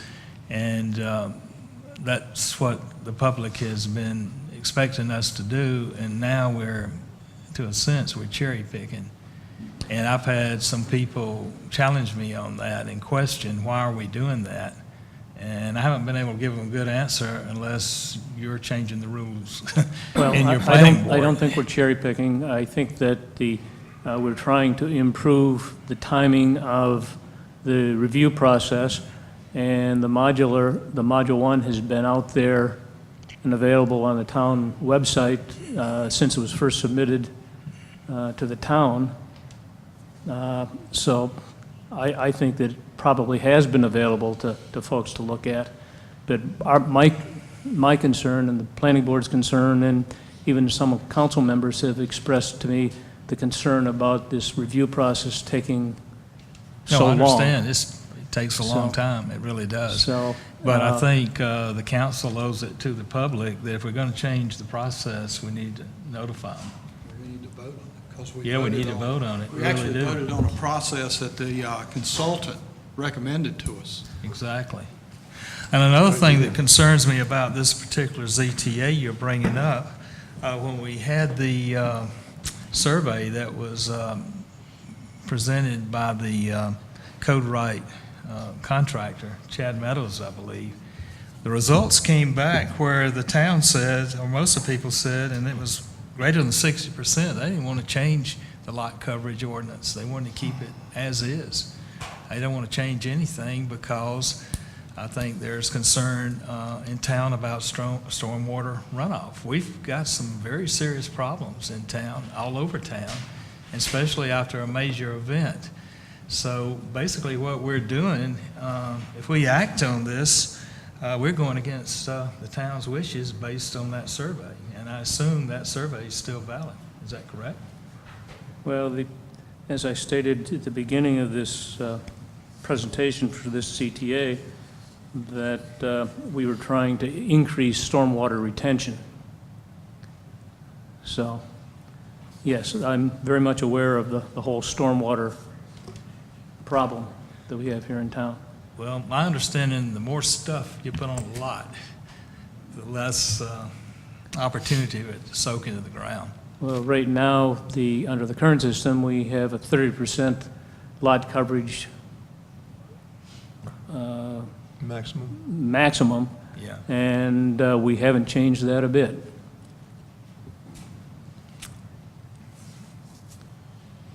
Well, I don't have an explanation for that unless there are events that have happened in that particular area. Well, Removal of trees, addition of curbs that may or may not have been necessary, changes to the environment that may have been done by the town. I don't know. Maybe we ought to look at that. That would have no impact on individual lot coverage. well, the pool It would, wouldn't affect Pool that. would. Tom, the pool would, because it's 100% now. Right. And if you take it out completely, and the reason I bring that up, to me, that gets us into a slippery slope. And you start looking at that, okay, what about a deck? What about the next, Well, a deck- you start going a into, deck- I know, but you start going into other requests for this and this. So, and like Fred said, it was actually 62% of the people that responded. And I remember our consultant saying the number of responses were so high, he was very pleased with what Southern Shores citizens did and responded to them. So That was a question I had as far as that. That does increase your lot coverage if you've got a pool over there that's not counted now, for example. They counted 50% of the pool. No, it's No, it's 500 zero. square feet. 500 It's square feet. limited. 500. Limited You're- size. You're limited to 500 square feet. Right. But it doesn't count.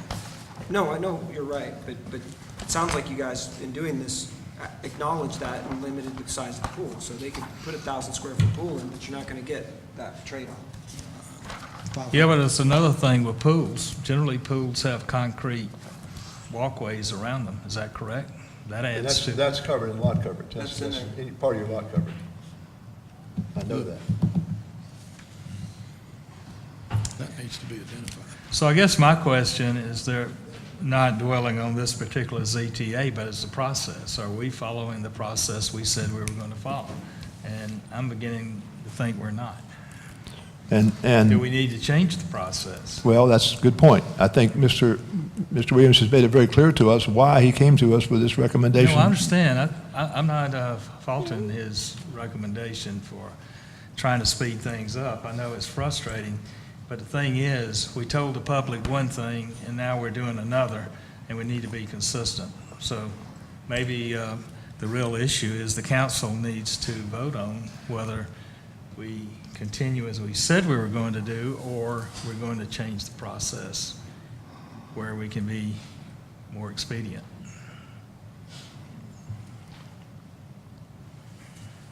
What's your pleasure, council? I'm willing to entertain a motion if you want to on, I prefer to have Mr. Williams finish his presentation, I would too.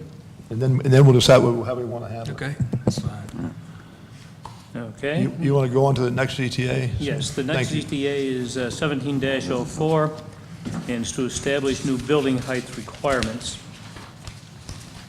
And the purpose of this ZTA, submitted by the planning board, is to simplify the calculation of building height with consideration given to the possibility of flooding. The current process, just as a review, is that building heights to both the top plate and the building height itself is measured from the lowest corner of the structure.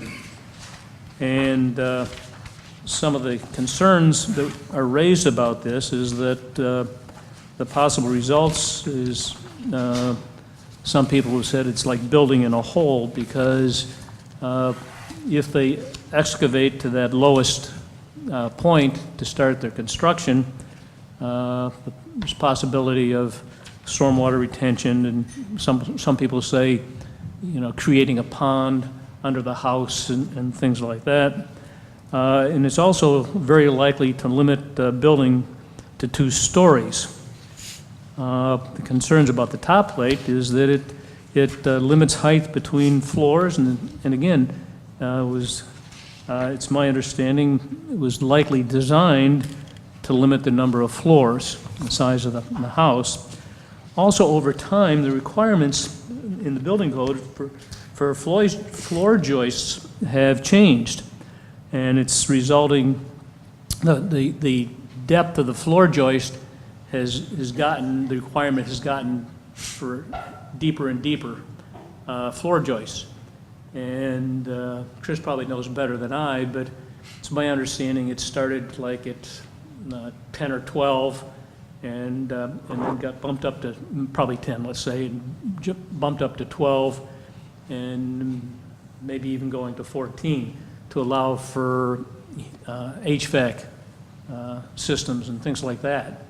And so if you're limited to a 26-foot top plate, every time they increase the height of the joist, you're decreasing the amount of space that you're going to have for floors. So it's more and more likely you're going to limit the building height to 2 stories. Also, as far as the building height, it's 35 feet currently, and we didn't have a problem with the 35-foot height. So we do not recommend any changes for that. Our recommendations, we were trying to adjust for floodwaters and adjust the measurement procedure to go from the the lowest, measuring from the lowest corner, and also trying to consider how neighbors react if all of a sudden you're very capable of building a 3-story house in a neighborhood that has ranch or 2-story houses.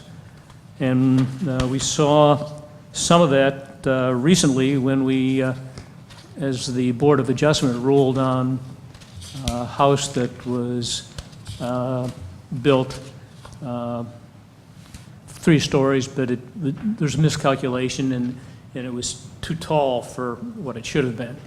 But there's just a reaction to the tall house in the neighborhood with the other ones, from the reaction from the neighbors. So we're concerned about that. But our recommendation is a 2-step process to determine the building height. We make an adjustment for base flood elevation, and we made a change in the actual measurement from going from the lowest corner to the average of all corners. It's a 2-step process. The first thing is to adjust for the base flood elevation. And for base flood elevation, just to remind folks what it is, it's the level above mean sea level that represents the 100-year flood. Now, if you look at the actual definition, it's a lot more complex than that, but that's basically what it amounts to. The base flood elevation is 100-year flood. On the Sound, the base flood elevation is 7 feet, and on the ocean side, it's about 9 feet. And those heights are determined by FEMA, and they're reflected in the flood maps, the flood zones, the VE, AE, and X flood zones. And most of us are well aware that depending on what flood zone you're in, it impacts your insurance rates. Also, we recognize that the base flood elevation may change with the change in maps. So one version of the map may have 4 feet, the next version may have 7 feet, and then the next one may have 5. So we were trying to get away from tying it to just base flood elevation, so we decided to go with the base flood elevation on the Sound side of 7 feet. We also recognize that the lowest level, the most prone to flood, is the VE flood zone, but also that some of the lots in the AE and even the X zones, some part of that lot may be fall below that base flood elevation. So we tried to make some adjustments for that. So in the VE flood zone, that's the one most prone to adjustment, we didn't make any adjustment or changes at all. And that's because FEMA regulates the fill for the flood zone, and no structural fill is permitted. And what FEMA requires is that the girder that supports the floor joist for the first livable floor to be above the base flood elevation. So in the case of, on the Sound, the 7 feet base flood elevation, the girder that supports joists, floor joists, has to be above that base flood elevation. In the A and E flood zones and the X zone, it comes down, they're both the same requirement, and that's where the average of the original corners is lower than the base flood zone.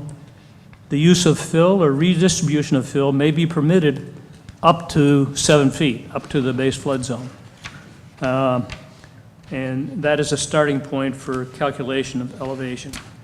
If it's higher, well, you're above the base flood zone elevation and you just have to go to the second step.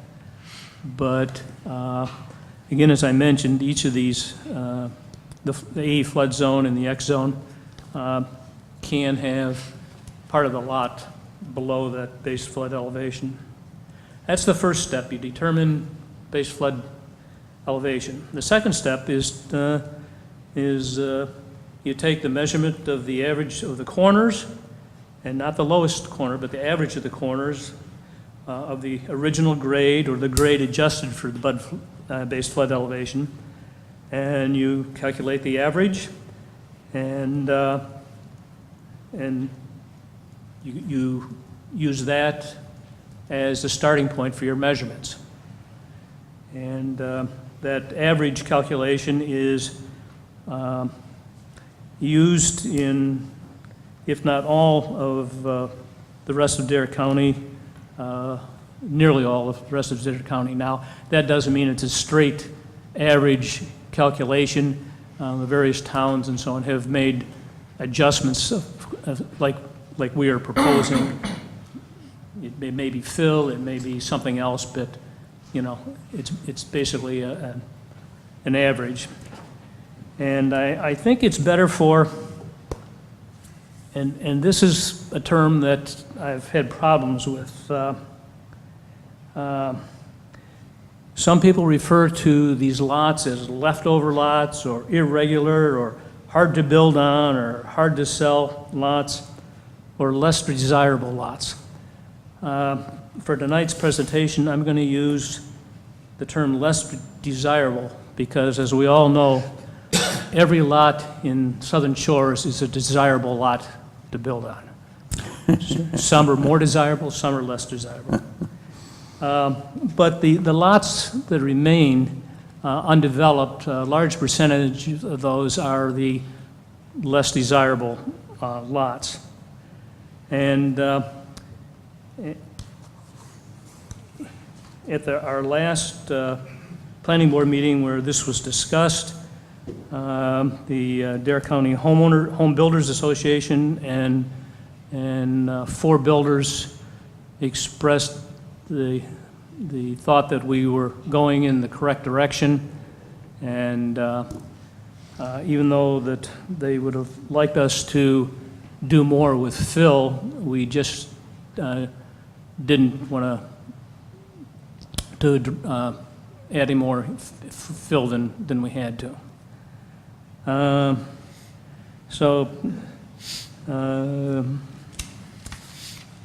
recommendation is from the planning board is that we found it consistent with the land use plan and found it to be reasonable and in the public interest.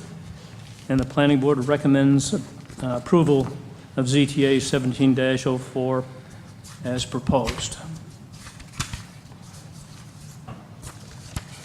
Any questions? Thank you, Sam. Any questions, council? Sam, Yes. you said less than desirable lots, okay. And I was at your meeting, so I heard those guys' concerns. Explain to us, please, because those irregular lots, how do you come up with the 7 feet above mean sea level on a lot that has a As on Hillcrest or below- one of those that is very steep. Right. On a very steep lot, chances are that's going to be above, Well, back on the sound, you've got some lots that are very low at a point below Yes. sea level, below Right. level, right, that go up to maybe 14 feet right, and then drop back down. uh-huh. So how do we account for that? You adjust for the 7 feet at the lower part of the lot, and then you take, if that is a point where you were, the corners of the lower corners of the house are, or 2 corners of the house are,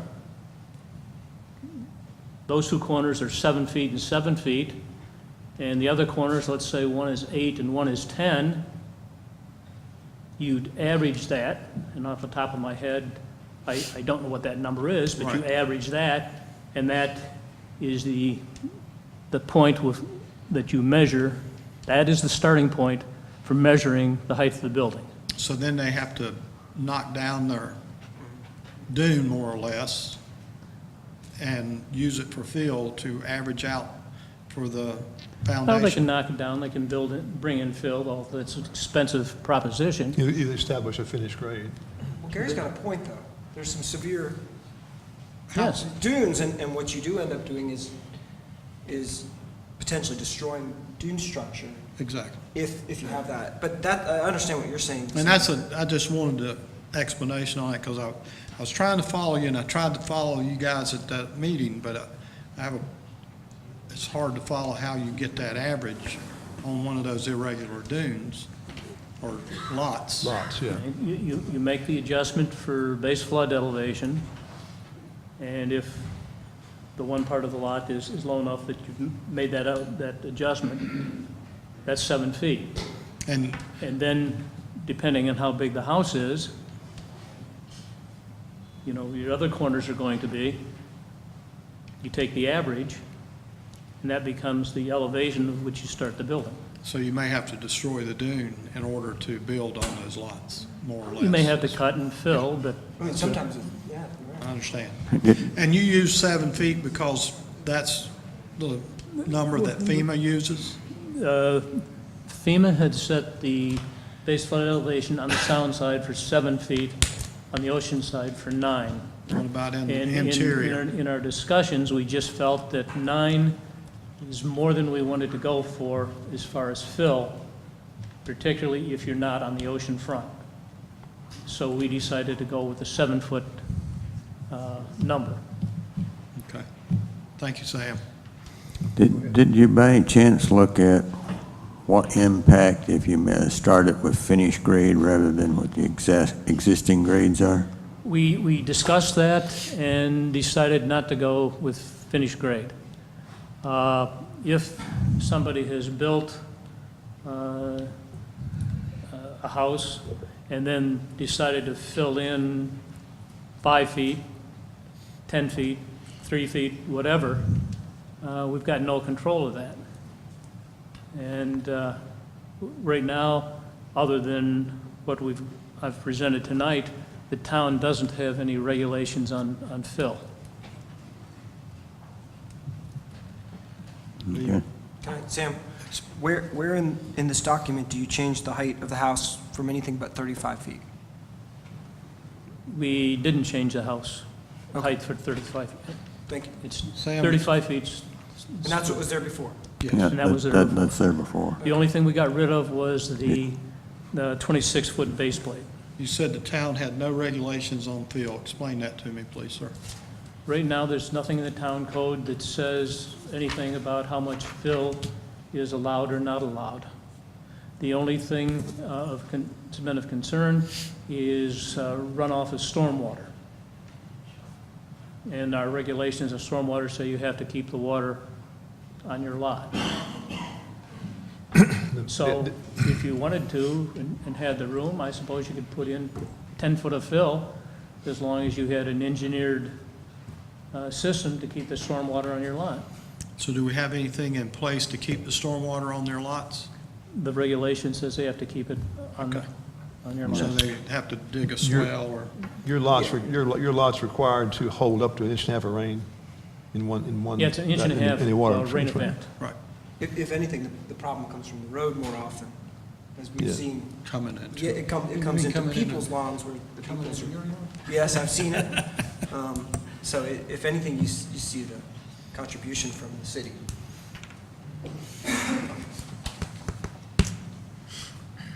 Any Further other questions questions? for Sam? Concerns? For our town planner. Thank you. Thank you. Thank you, Sam. Thanks, Sam.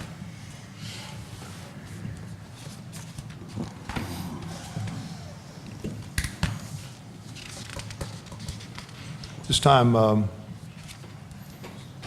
Public hearing. I'll call for joint public comment. I thought we had another discussion on process on how we're going to. I was going to finish public comment and then do that. Before we go to public hearing, we'll ask that question, Okay, good. if that's okay. Yeah, that'll work.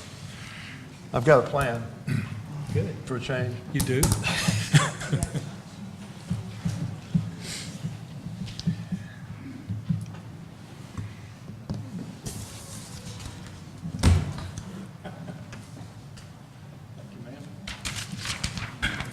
Thank you. Thank you.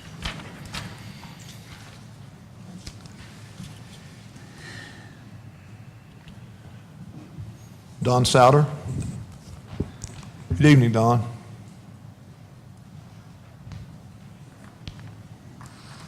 Mayor Bennett and council, my name is Don Souter. I live at 36 Gingrite Trail, and I'm here. I have a request for the council, and I'm speaking on behalf of approximately 70 homeowners that live around the so-called Gingrite Mallard Cove Pond area. We have a vegetation problem over there, invasive vegetation problem that has taken over the pond, and we've done a lot of research. The community is very much behind correcting the pond, and we really need the assistance of the council to make it happen. And we're requesting, in fact, we've learned from our research that the state of North Carolina Water Commission does offer grants to communities, a council, a municipality, not to an individual group, but a council to correct this type of an issue. And so I'm requesting that the council does put forth that request to the board, and I have a copy of it here. There are no specific requirements. It's just the only requirement is that it has to be available to the public. The end use has to be available to the public, which it currently is. 70 members of the public, plus other people in the community, also have access to that pond. The grant will give up to 50% of whatever the expenses are, and the community is on board to support this thing financially. So it's not a question that we're looking for sums of money from the town to complete this project. But 50% of it can come from the state if approved. Time is critical because for the funding for next year, 18, this request has to be in by October the 15th. And so I have a copy of it's a pretty straightforward request for assistance from the state. Just needs approval of the council and to make this happen. And I think it's important to not only the people around that pond, but the entire community, because it does affect property values. There's a huge, fairly large tax base represented here, and of course, if that pond goes to bad use or gets overcome by this vegetation, it's going to reduce assessments, property values, and these sorts of things. So I have a copy of this, which I'd be glad to leave with the town manager, whoever you suggest, and I'd be glad to answer questions at the appropriate time, whenever that might be. I just got one. Is that vegetation got to do with the Phragmites issue that's been off over in that area? Say again? Is that vegetation the Phragmites issue, or is it something else? Well, I think that we've had experts in there, and there are 3 types of vegetation in there that are causing the problem. So that is probably one of them. I know that's been an issue Others over as time. well. Right. Any other questions? Thank you, Don. Should I leave this with the town Leave that manager? with Peter. Mr. Asco, yes. Okay. Thank you. Thank you.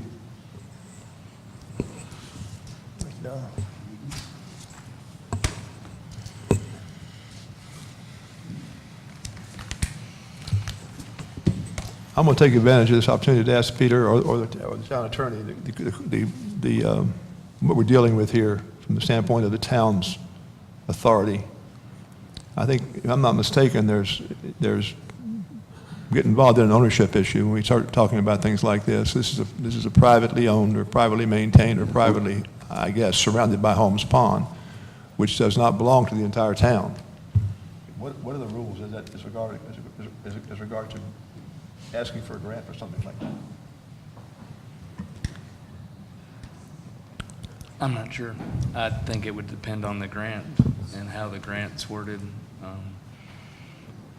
Depends on whether or not it becomes a private emolument that you can't use public money to fund private issues, but water issues are often that they often fall into public issues. It would take more analysis I understand. to determine.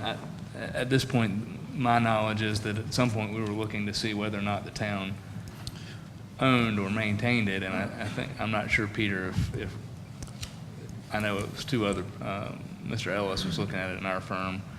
I'm not sure if he has finalized his answer on that, but it sounds like that the neighbors are assuming that that's not the case. He has not given me a title opinion on it yet. And interesting, on this particular resolution, the town would have to make an affirmative finding that the public will have access to the waters that are included in the project. I don't know that the town can do that without knowing exactly who owns the bottomlands of the pond and having that owner concede to access. So we definitely would need to know the access, who owns it first before the council. It certainly wouldn't be sufficient that the owners around the pond had access. That would not qualify as public access. This is the first time I've seen the resolution, and I'd have to speak with the agency. Can we find that out? We're working on that right now. I mean, I think if I had, my recommendation would be that you reconsider it at the beginning, of your October meeting with some more information. Right. I agree. I'm just asking, can we find out the information we need as far as Ownership. do we qualify to submit this grant, and who owns that pond? Now, that's the key element, is who owns the pond, and we're working on that. Once we have that, then we'll know what steps we can take. Also, if the state commits, let's say it's successful and the state commits 50%, who's paying the other 50%? Is the town on the hook for that? No, he's already addressed that. He Okay, addressed I just that, wanted that Right. the property owners will take care of the other 50%. Is that not right, Mr. Snell? Yes, that is correct. The property owners are committed to, they've really built into this. And a couple other, just quick points, if I might. It is accessible to the public today. There are no restrictions. We do have people that fish in that pond from throughout Southern Shores and other communities as well. We have people that put canoes, boats in that pond. So it's open to the public today. That is a fact. The other thing, I know there's the issue of ownership, but I think the Dare County records, there is no owner as far as tax is concerned. And I believe the land under the pond, if it's owned by someone, you have to pay taxes on it. I believe that's correct. That's an issue that we were advised by the town attorney is not the case. Dare County actually took it off because it was valueless as far as a tax-based property, and that's why it's not shown as an owner in the GIS and listing. So there's someone who owns it, we just have to determine who owns it. And Mr. Suter is right, physically, public can get there physically by virtue of even the town right-of-way to our street. But there is an owner that hopefully we'll find out very soon who owns it. And that owner could, if they wanted to, exercise their ownership rights. And that's why we need to talk to the agency in the next few days just to see what the exact parameters of the grant rules would be. Thank you, Peter. Thank you, Don. Thank you.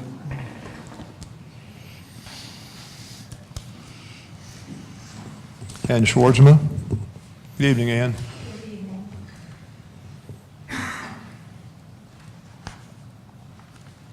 Good evening, everyone. Ann Scherdsma, 69 Hickory Trail in Southern Shores. I wanted to speak to the traffic issue. I found it very illuminating tonight to hear from the two people from NCDOT. Most interesting to me was that their posture was fairly passive and that they were looking to you for suggestions, and they were trying to assist you in your suggestions. In other words, had this body taken a can-do attitude 3 years ago, perhaps something would have been done 3 years ago. So I thank Councilmember Newberry and Councilmember McDonald for advocating to get the traffic issue on the agenda. Councilmember Nason, I appreciate your sensitivity to the problem as well, and the comprehensive approach you take to it. I just want to say for the record that all the suggestions that were voiced tonight, from the no left turn signal to the speed humps, other traffic calming devices, chicanes, lowering speed limits, stop signs, etc., all of these options were brought up in the 2014 public forum that was held at the Kitty Hawk Elementary School in October. The mayor was there, Representative Holland was there, the 3 other council members were not there. The top of the list was the no left turn.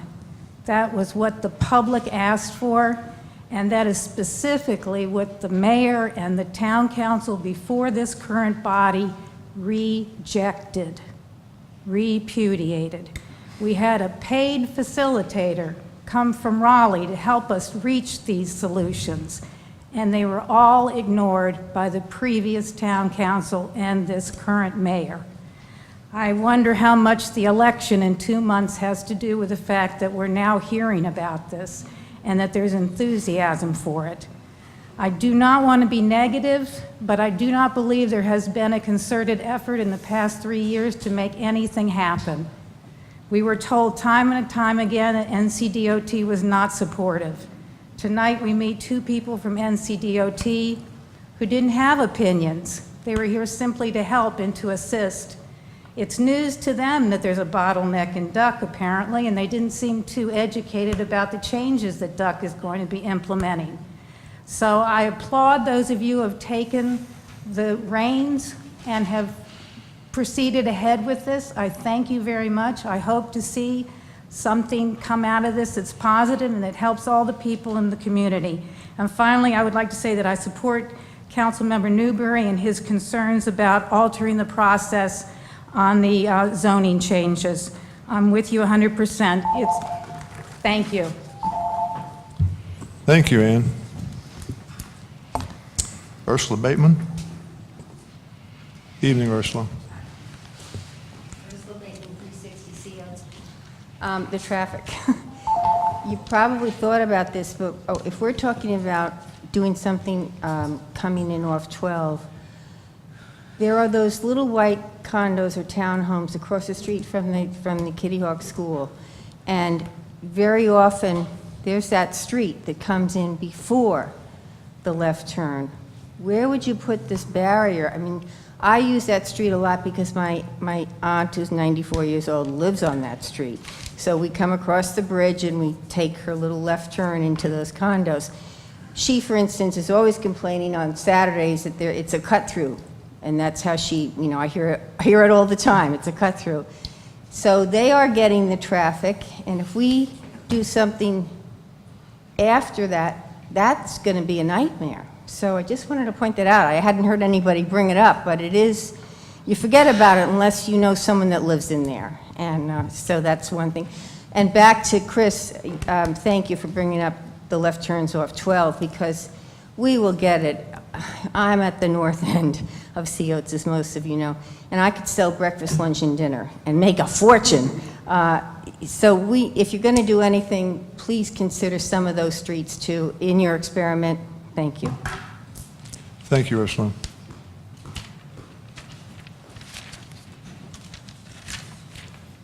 That concludes the public comment session. I meant to sign up for this one. I think I may have inadvertently signed up to speak on one of the ZTA's then.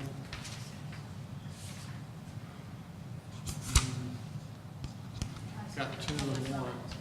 Okay, well, never mind. I signed up, I saw my name on something. Let him speak. On the second one. Oh, second public. We'll have a second public comment if you wish to sign up for the You next one. signed up on the second public comment. Can I do it here instead of at the second? Council? Jim, do you mind to sign up for the second public comment? Do you mind doing that? Thank you.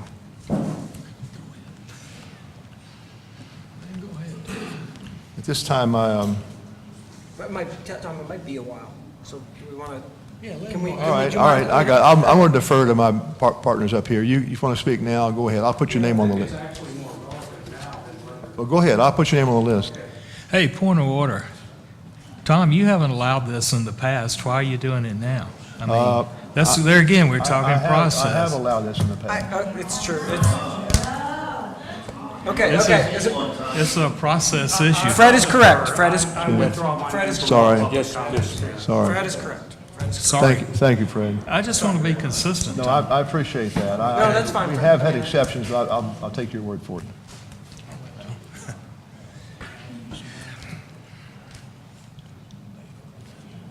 Sorry, Jim. This time, I'll ask our town attorney to take over the meeting for a little while and do a public hearing. To consider zoning text amendment 1703 and zoning text amendment 1704. Are we going to do them separate? You got it. I'd like to do them separately.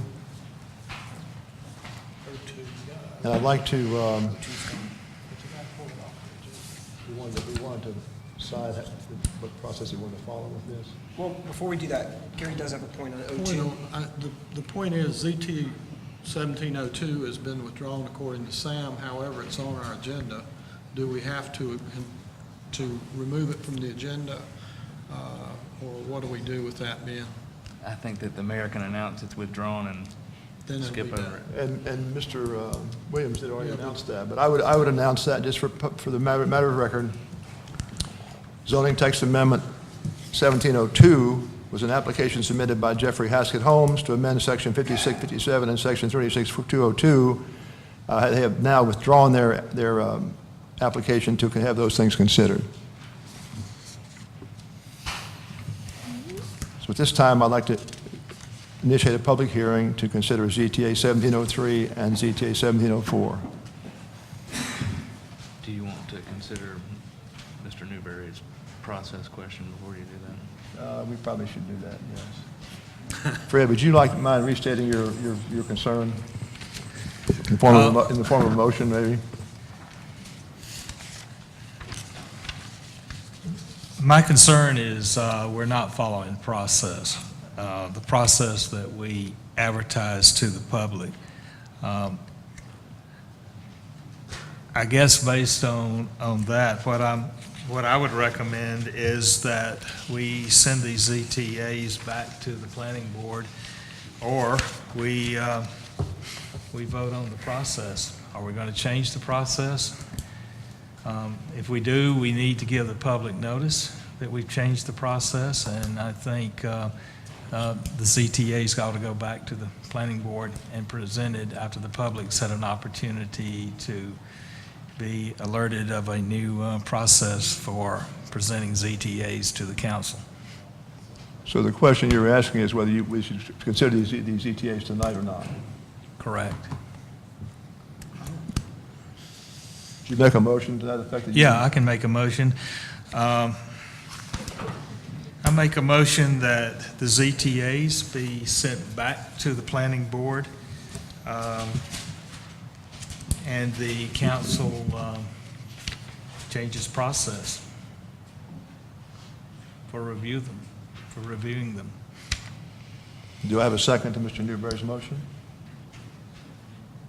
I gotta ask a question on that. Okay, Fred, you're saying send them back? And tell me. Unless we change the process, they should go back. Okay, because the process, and I remember when we were in here, what's the gentleman's name? Chad Meadows. Chad Meadows set a process for us, and we actually voted on that, I think. I'm pretty sure that we would follow that process. And that's the one you're talking about, correct? Correct. Okay.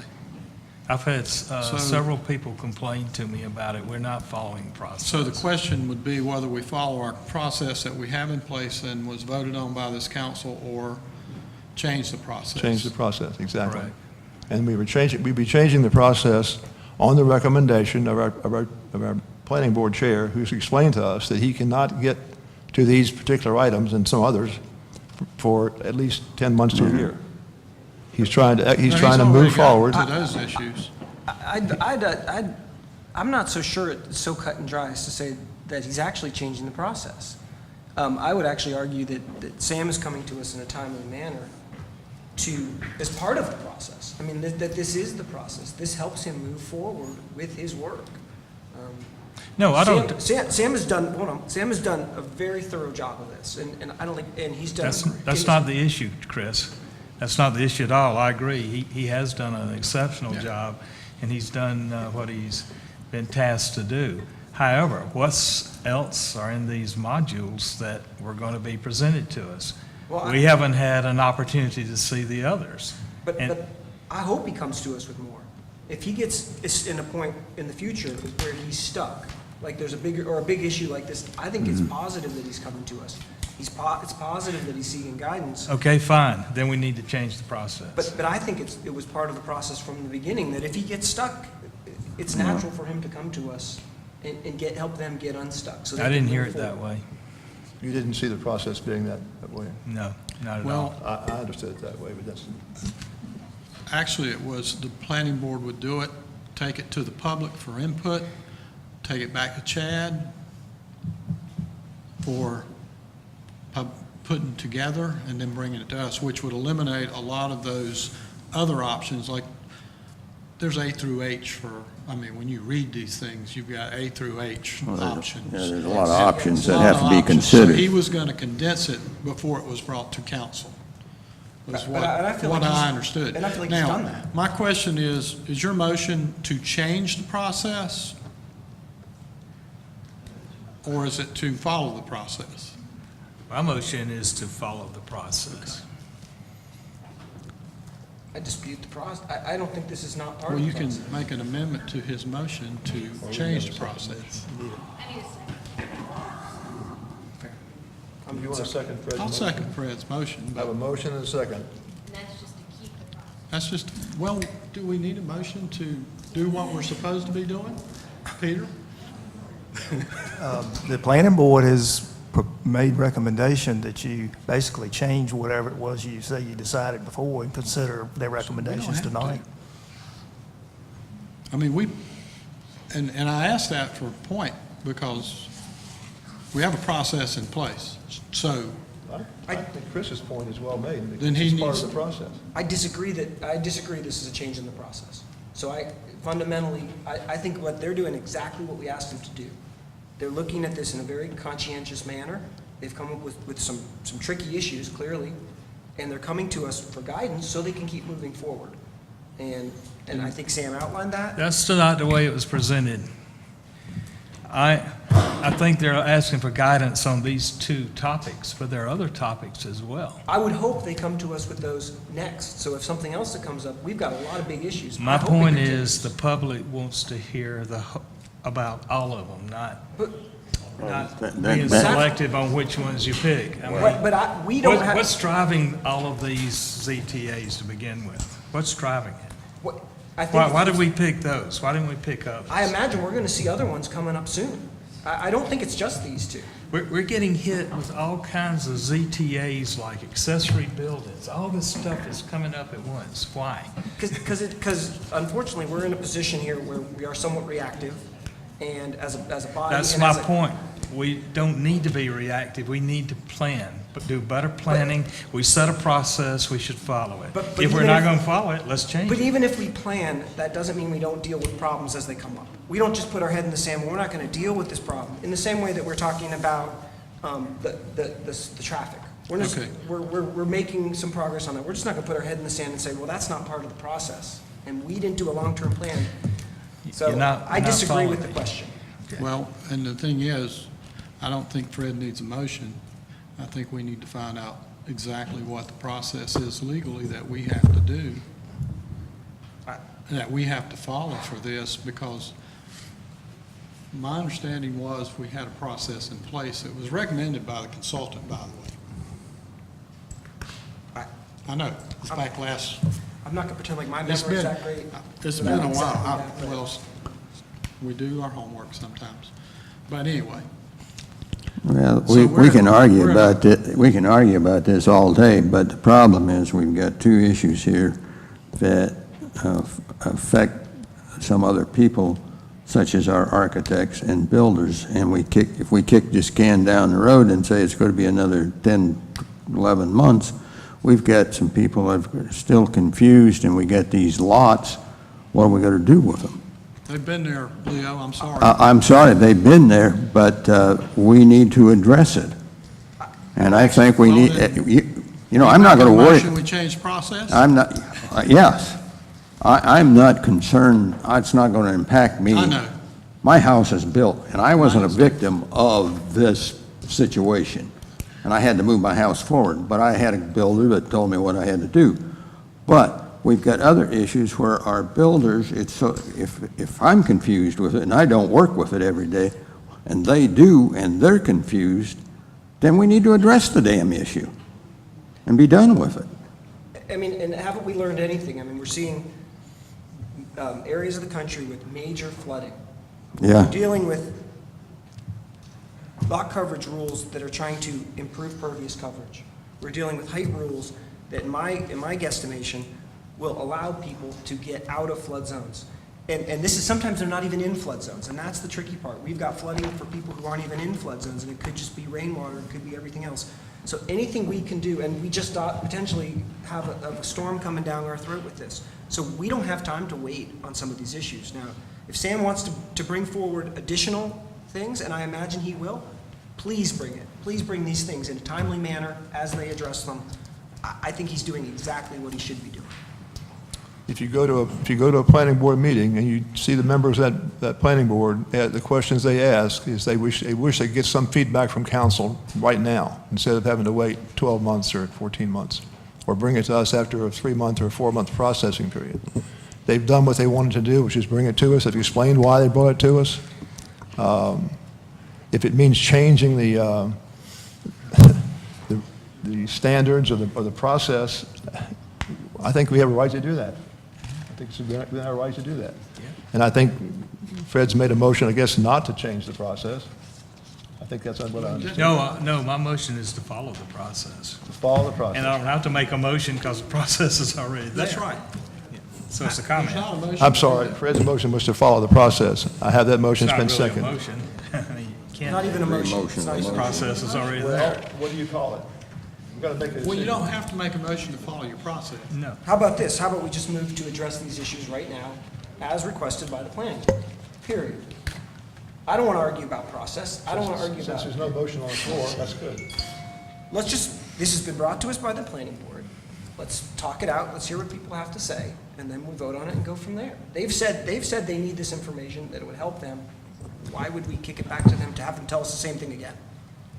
What I had rather have seen was the planning board go through, they couldn't go through all the modules within a reasonable length of time. And Sam made that very clear, 10 to 12 months. But he did know the topics. What I had rather seen is bring that list of topics to the council, prioritizing them based on the need of the community, which are most important, and then give us an opportunity to vote on that list and those priorities, and then go back and do what he's done. But that didn't happen. The process was just changed arbitrarily, unilaterally. I mean, we had no say in it. And the reason, and I'm not trying to halt progress, but we represent the people of the town, and when the people tell me they see a problem with the process, it's my duty to bring it to the attention of the council. And in this case, I agree with them. You can't just arbitrarily change. Thank you. So I've gone ahead and made a motion that we consider these two ZTAs in this meeting. Do I have a second to Mr. Nason's motion? Yeah, I'll second it. Any further comment? Mr. Mayor, I've from the clerk's corner, so we'll consider that for the record a substitute motion, because there was a motion made and seconded. It's on I the- thought there was too. And then So- Mr. McDonald said there was no need for a motion, and so I kind of backed away from that. But We've there was got a first motion made, primary made and seconded, so we'll consider what Mr. Nason's motion is a second, substitute motion. That's what it'd have to be. So, we have a motion on the floor. It's been seconded to move ahead with the process. All in favor? Wait a minute. Aye. This motion is to move forward with considering these. These two three options. ZTAs. Considering these Three two. tonight. Yeah, Yeah, that was two. yeah. Not three. Two, sorry. Two, I understand. Excuse me, Mr. Mayor, we need to know which motion you just called for, the substitute motion. The substitute motion to go ahead and consider these two options tonight. Well, Oh, yeah, consider these two let's call it ZTAs. again. I'm sorry. Call it again, let's call it again, just so it's clear. All in favor of considering these two options tonight, these two zoning text amendments tonight, If we- please signify by saying aye. Aye. Aye. you didn't do the All discussion. opposed, signify by the same sign. You didn't do discussion on that motion. I did ask for discussion. Yeah, we had discussion. Just I ask a question. had enough I discussion. asked for discussion, didn't get any discussion. Okay, because I had a question on All that right, motion. hang on, go back. I have a motion and a second. Is there any further discussion?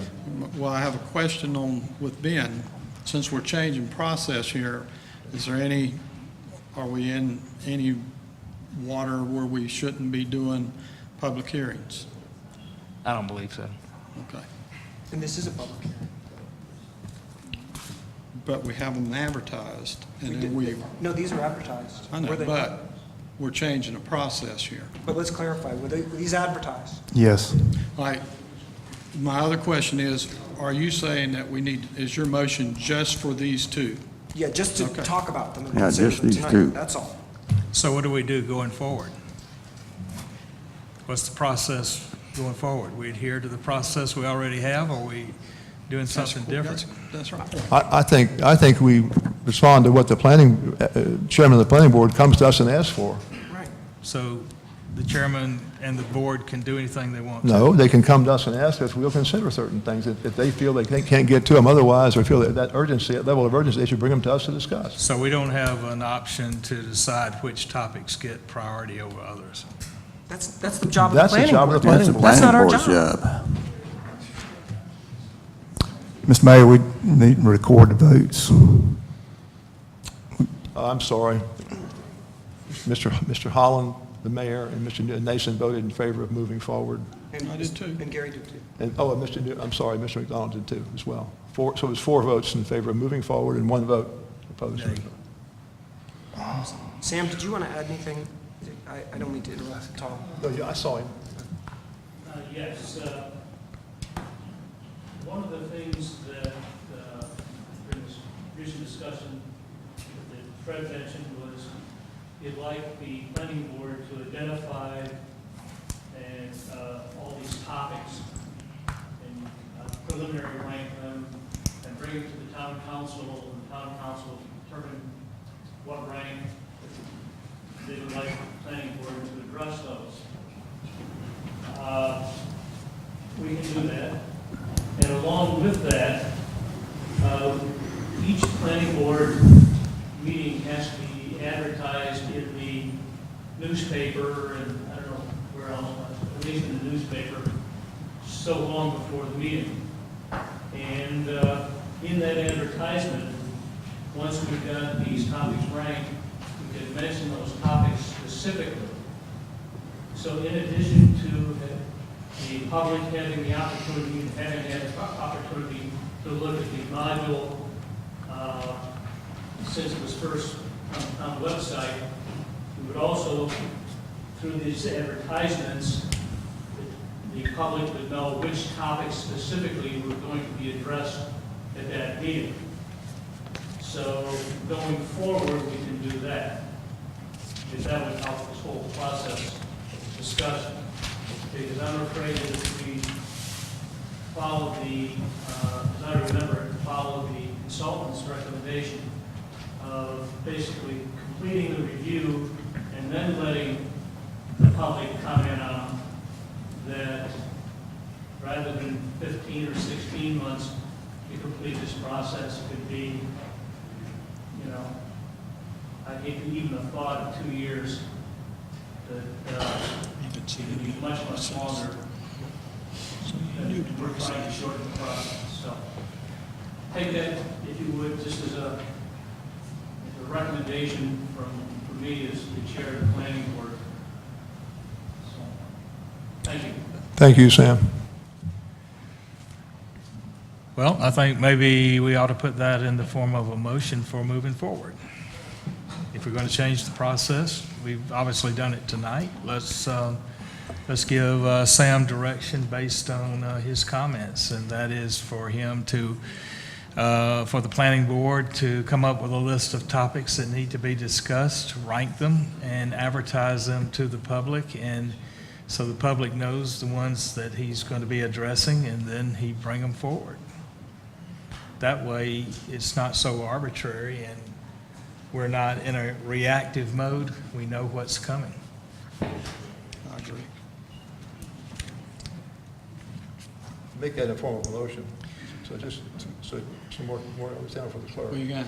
Okay. I move that we direct the planning board to list all of the topics that they are considering based on the code rights recommendations, and that they rank those and provide notice to the public of the topics that are going to take priority. And then those are the ones that'll be brought to the... Sam, is that understandable for you? Yeah.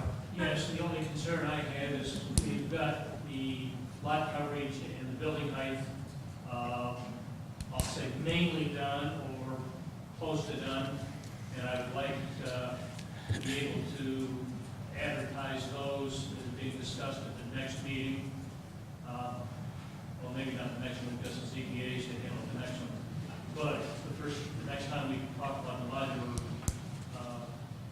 modular one review, to advertise those without waiting for this whole ranking of the rest of them.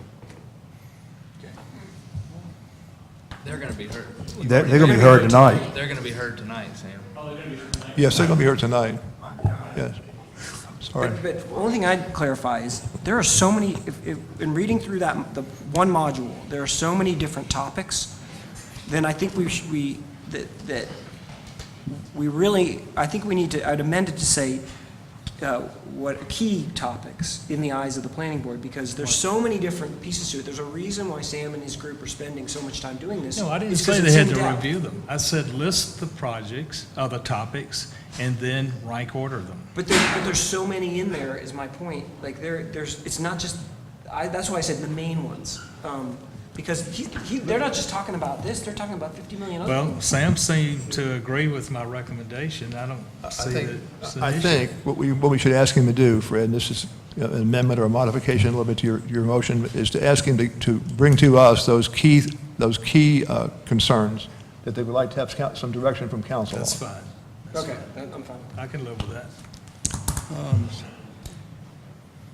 You've got a motion on the floor. I need a second. I'll second. I have a second from Mr. McDonald. Any further discussion of Mr. Newberry's motion? And my amendment to the motion. You have that, Sheila? Got it. Thank you. All in favor of the motion? Aye. Aye. So the motion's been made and carried. Good. Sam, would you take over the public hearing now? Sam. It's all right. It's an upgrade for me to be considered Sam. I'm sorry, Sam, that you got the short end of that stick. But we'll do each of the public hearings separately, and I'll hand them back to you, Mr. Mayor. But the council can certainly consider them one at a time, or you can table the first one and consider both of them together afterwards, or consider them at a later time. This is a legislative public hearing. People who come forward will be asked to speak, but will not be sworn, and will not be providing sworn quasi-judicial testimony, as in some hearings that you hear before this board. I'll open the public hearing. I'll have Mr. Haskett give a brief presentation. Is that appropriate? Or are you going to rely? He's not. There's another Mr. Haskett. I was talking to Mr. Wes Haskett. Mr. Wes Haskett give a brief presentation. And after Mr. Haskett's presentation, I'll open it up to the public. If you'd like to speak, I've got a group of people who have signed up already, but I'll also ask for people by raising your hand and being recognized. If you're on the other side of the podium for me, make sure you raise it very high. So we'll open the public hearing for the consideration of ZTA 17-03, a zoning amendment recommended by the Town of Southern Shores Town Planning Board to amend Section 36-57 and Section 36-202 of the Southern Shores Town Code to establish new lot coverage requirements. And Mr. Haskett, Wes Haskett.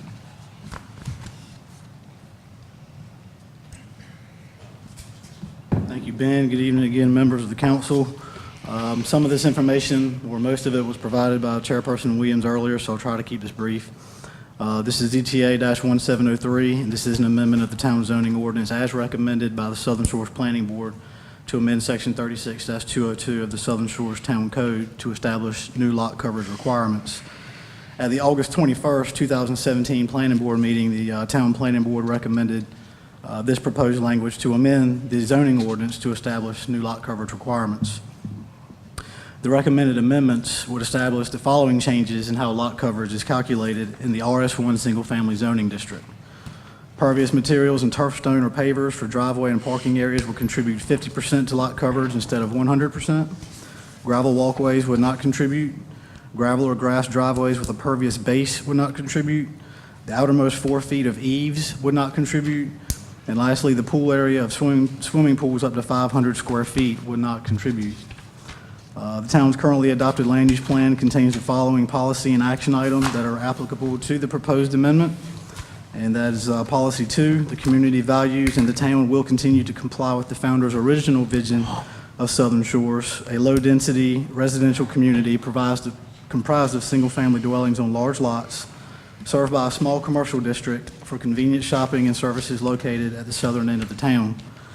This blueprint for land use naturally protects environmental resources and fragile areas by limiting development and growth.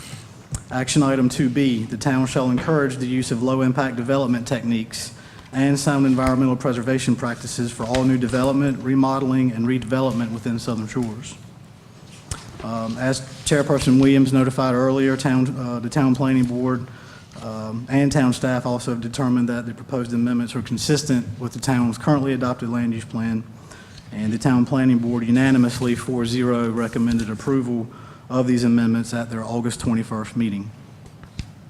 Are there any questions regarding this staff report? And if you like, I can go into the other as well. Just this one. Okay. If there are any questions for this staff report at this time, I'll be glad to try to answer those for you. Any questions? No, I don't even. Thank you, Wes. Yes, sir. Thank you, Mr. Haskett.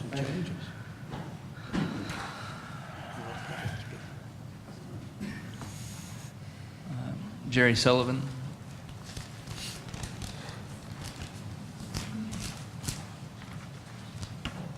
I'm Jerry Sullivan. I live at 31 10th Avenue. I had a diagram I wanted to pass out to the council. This is the property that was built at 5 10th Avenue that caused them to take away that 100% credit for grass and the credit you were getting for pervious pavement. Before that, we were allowed to do it. There was a reason it was taken away about 5 or 6 years ago, guys.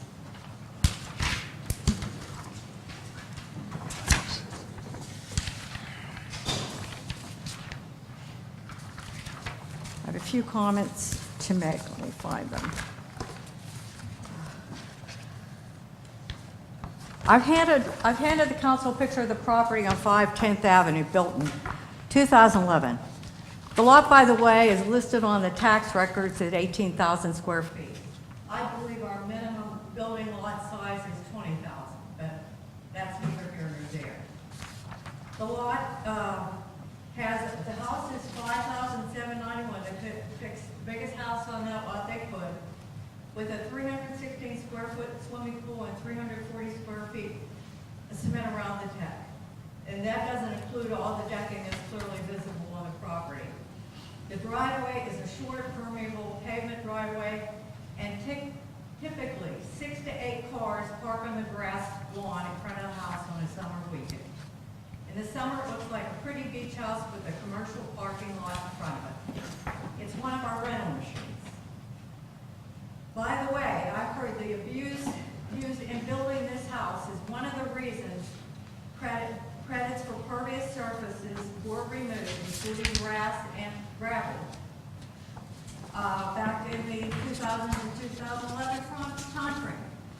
If our council then thought that this was what we were facing, why is the council taking the wisdom to actually reverse that decision? I would like to speak to the recommendation the planning board is making today for lot coverage. First, I would like to know who's driving the changes for lot coverage. It certainly isn't the property owners and residents. In the survey done by the team, 62% voted not doing anything to lot coverage, and only 30% voted in favor. And by the way, as someone mentioned, we're talking about 749 properties, a lot of properties in the response, and over 500 voted against it. The number was even higher for building height. I believe that was 77%. Second, why are we not following the process recommended by the consultant and agreed to by the council? You're talking about the planning board and the council making decisions. You're leaving out one element, the general public. I, as a member of the general public, feel I was misled. I expected we were going to have a public forum for the whole community, as we did at the beginning, where the code would be presented, highlighting what was changing, and give us an opportunity to provide input.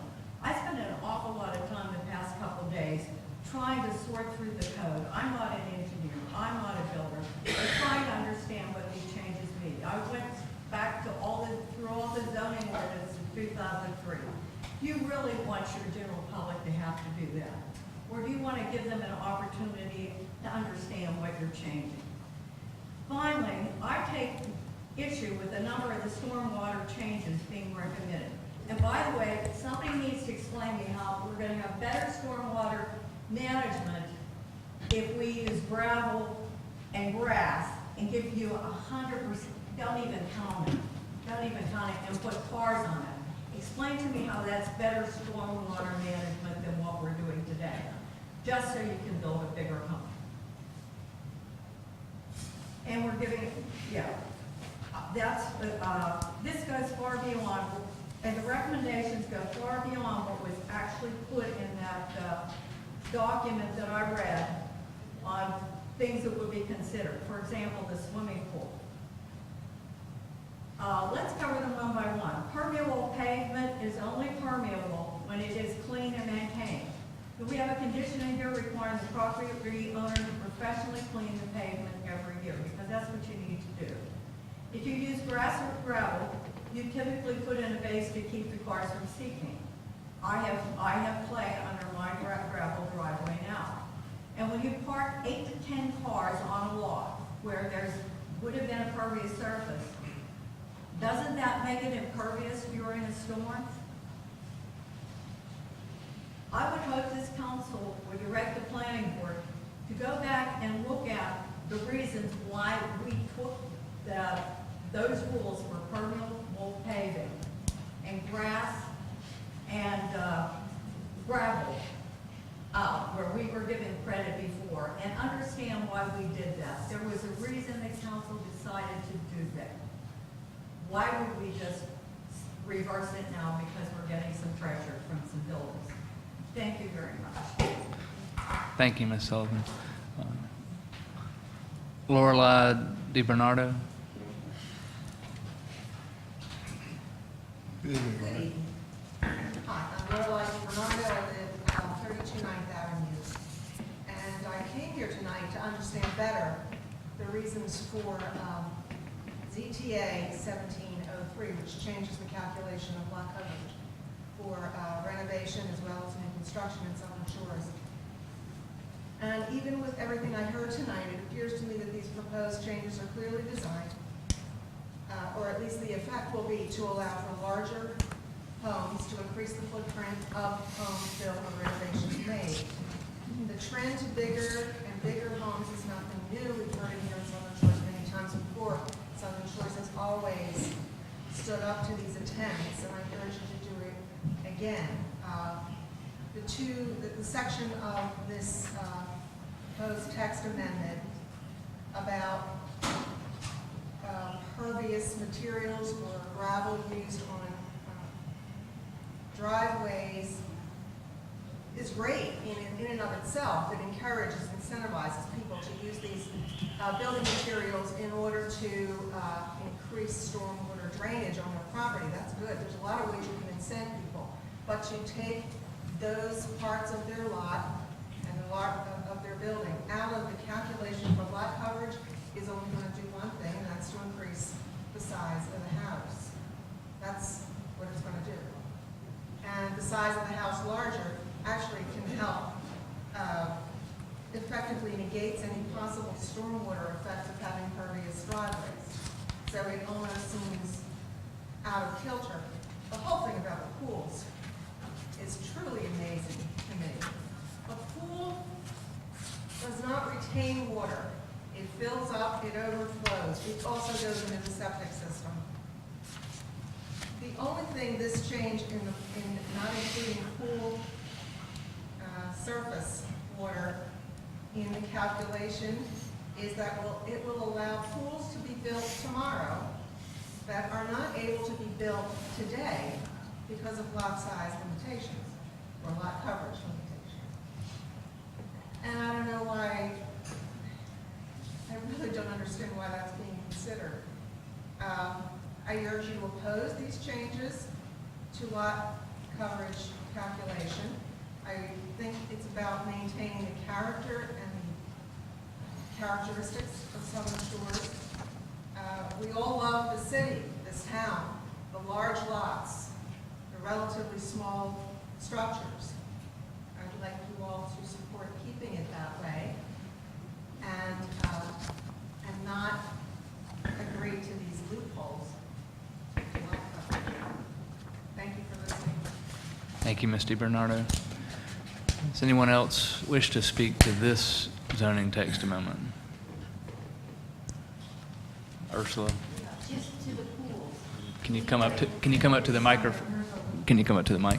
We had an incident this summer with our next door neighbor who's renting Pat Story's house. Maybe some of you know. You want to start over so you can capture that sound on the mic? I can't. Oh, I'm sorry. Our neighbors next door, they're renting. They're very nice, but they put in an above-ground pool in the driveway. This is Pat Story's house. I think you know remember Tom where she lives up Right. in the fields. 3 times they drained this pool, came right out covered our driveway. It overflowed. Finally, Bob went over my husband after the 3rd time very nicely and said, do you realize what you're doing? So in agreement with Lori, these pools it doesn't take much. My cousin has a pool down on the Sound, and several times this summer, because of all the rain, if he wasn't there, it was starting to overflow. So these pools do overflow, they do go into the system. In our case, it was in our driveway, next to my garden that I spend a lot of time with. So it's more cement, something else covering up where we see in Houston. Where's the water going to go? So I'm happy. Thank you, Ms. Bateman. Does anyone else wish to speak to this ZTA? Seeing no one, I'll close the public hearing, Mr. Mayor, and hand this back to you for consideration or other action by the council. Thank you, Ben. Council, what's your pleasure? Need a motion to do something with this ZTA? Amend it, approve it, disapprove it? Well, it sounds like we ought to amend it and take the pool concept out of it. That's, I don't know. I mean, that's my thoughts. Yeah, I mean, I guess. I mean, just having- hearing and I don't have a pool, and I have a pool, and it's actually functioned the opposite. It's actually done a really good job of capturing that water. And what it does, similar to a stormwater situation, where what that stormwater basin does is it collects the water to give it time to infiltrate. I've seen the opposite effect. When I have the pool, you don't fill it up beyond, to start with, beyond, right up to the edge. There's a good deal of room in there. I'd also agree with some of the speakers that yes, you do get some of the pavement around there feeding into it. I've only found that to be a good thing, because these things are quite deep. It actually does serve to retain the water. Now, in cases where, in Ursula's case, where your neighbor's doing something they shouldn't, that's a fair point. But that has nothing to, they might do that whether or not there's a storm or not, or whether or not there's more lot coverage. That's just your neighbor not being so thoughtful, I guess you could say, and hopefully that's been resolved. So I guess I disagree a little bit, Leo, and I'd say keep it in there. It actually does serve for stormwater purposes. No question about that. I think pervious materials need to be better defined, because Gary made a good point. Some of them, after a while, become non-pervious, whereas others, as Chris said, that's not an issue. So what's pervious materials? That's a good question. I did ask Wes that question today, because I had the same concerns. And Wes, we had, or maybe it was the other day after this came out, we had talked about the state comes up with standards, and then I think we had said that the town engineer would review those materials. So that to make sure that they're indeed pervious and that they're meeting the requirements. I think that's fair. Yeah, and it needs to be defined such that the homeowner or builder know which materials to use. Well, I think keeping it loose is not a bad thing either, too, because there may be a new product that comes on the market, provided that it's getting better, actually. Pervious paving is a relatively new thing. How do we keep that flexibility? And I'm open to suggestions on that. I mean, and along that vein, I also had a concern about, in our current rules, we consider deck over sand to be coverage. And I spoke with Sam about this too after it came out, and I slightly disagree with that. Gary, you mentioned decks. If deck is over concrete, if deck is over an impervious surface, this is easy. It's already coverage. If it's under a roof, not a big deal, already coverage.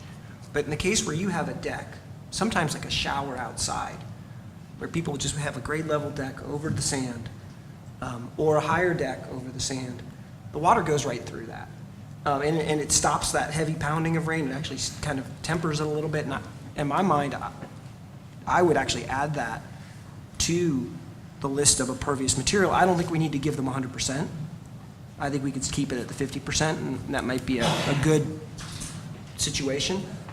And I guess I want to also address, there was a question brought up about enforcement and kind of those bad actors. What happens when people don't follow the rules over time? Which happens. The enforcement is an issue, but it's an issue now, and it's an issue that's going to be ongoing no matter what we do. So, in my mind, where I usually see it come up is when these folks try to sell their home, because they have to get a survey done, and they run the lot coverage, and they get the survey done, and it shows that you are at 35%. So what ends up happening is the seller has to remove that lot coverage in order to sell the property. Or the other way it comes up is the seller wants to do something new. Let's say they they built a really big driveway and they want to put an addition in. They have to remove driveway in order to get that balance right. And sometimes they may have bought the house from somebody else, only to find out that there's a problem, like in years past. That comes up too. So over time, you get people getting generally more in compliance, even though there are some outliers who are always going to break the rules. But don't they have to have a certain amount of driveway parking? Absolutely. That they can't remove? Absolutely. Yep, and that changes. That Over the years. Well, I agree.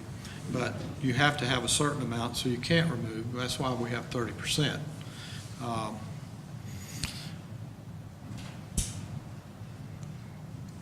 don't know.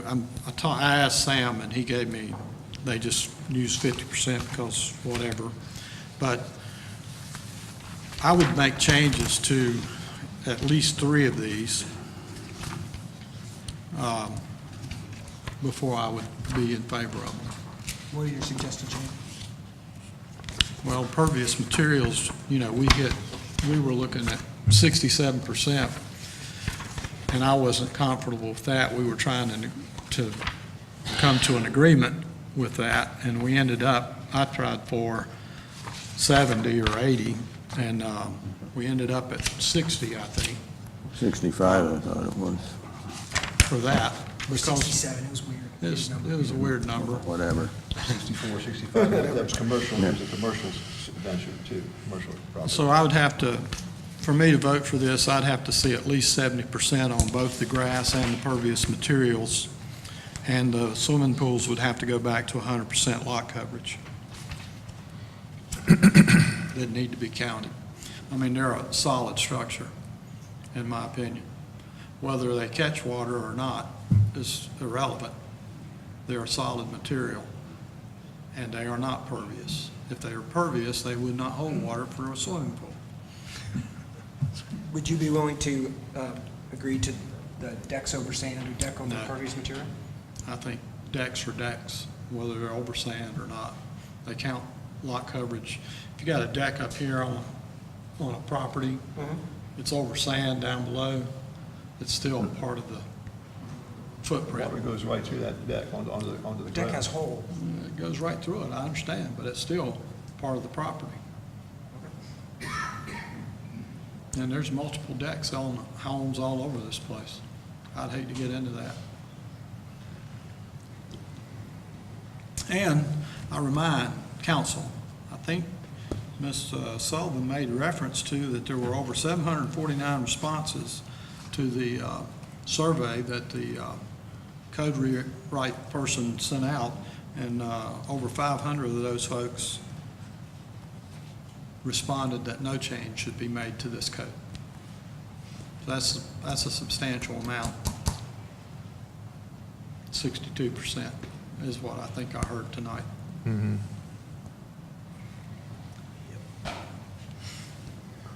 Any thoughts, Leo? Well, mine was just on the pool side of it. We can leave it as is if that's what everybody wants. You mean leave it 100%? Yeah, leave everything what we got. Make no changes. I can agree with you, Leo. I agree with you too. I mean, that's why we did a survey. I was trying to be nice. Actually, I was trying to say, okay, I can live with a You little were bit trying to do more, the but not a dance, lot. is what you were trying to do. I understand. I agree with you. But what if could we come to an agreement where let's split the baby here, make the pervious material at 60%, and it sounds like a good deal of the council wants to remove the pools from it, or include it as coverage, let me put it that way. Is that something that? I can go with 7. Leo's got 0. No, I'm just saying, I'm trying to meet halfway, go to 60%, and then take section G out, which says that the swimming pool should not contribute. So, the only comment I'll make is Southern Shores is not Kildelva Hills, and they are building big houses. They are totally occupying their lots, and that's not what our community is. Our community is, and has always claimed its fame as being a residential community.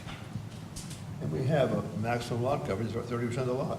That's right. And we stick to that, and we haven't changed that. We haven't changed that. I understand. None of this changes that. The lot still has, you cannot cover more than 30% of the lot. What you're making exceptions of is you can let people use pervious material instead of having to deal with concrete and gain more lot coverage, not necessarily, but gain better stormwater management. Less water coming off their property. If you build a bigger house, They can only go up to 30% lot coverage. still, then, they build a bigger house. The biggest they can go is 6,000 square feet on any lot. But if you have a pool out there that doesn't count anything, that's a bigger house plus a pool and plus a driveway that doesn't count. If they want to And use if it's- pervious materials, it doesn't count, that's exactly right. Well, if you're going to use the pervious, I also would like to put in there in some type of definition as to it has to be maintained, or a part in there that it has to be maintained as pervious. Because even gravel, after a while, if it's packed, you know, I've got gravel in my drive, I've got pea gravel over there, and it floods. Whenever it rains, I mean, we have a good storm, it raises up. It does go down very quickly, but it still, it floods up. Your pea gravel must be over clay. No, it's over sand. Over sand? I thought that one of the conditions here was to have it over clay. Well, I think, Well, it has to have a base according to what I think Sam said. and I think there may be different types of bases. I think it's fair to ask if they're going to take this exception or use this portion of the code to ask, it's fair to ask them, what are you going to use for your base? And I think that's where Wes is frankly probably already doing some of this, that we, town engineer might be able to help too. If there's a base that's unacceptable, then that would be the time when we flag it. What, do we need to specify what would be functional rather than an option of taking, you know, if I was the homeowner and all of a sudden I use something other than clay? And I'm just asking. No, I know, it changes, that's the problem. I mean, these technologies are frankly getting better. Materials that were once pervious are pervious, and the state's constantly approving these things. Yeah, but you know, we're dealing with sand. I mean, you just don't put gravel on sand and hope it'll stay there the rest of its life. It doesn't work that way. Right. And it does have runoff. I would make a motion, Mr. Mayor, if we're ready for that. Go ahead. That we leave it as is. Leave it as it. Current code. Leave as current code. Do we have a second to that motion to leave it? Why are you making a motion? It's already there. Well, we've had a Because they brought us a recommendation to change it. recommendation. We have a Okay. recommendation to change it. I'll second it. Have a motion and a second. Sheila, any further discussion? Should have gone with my 70%.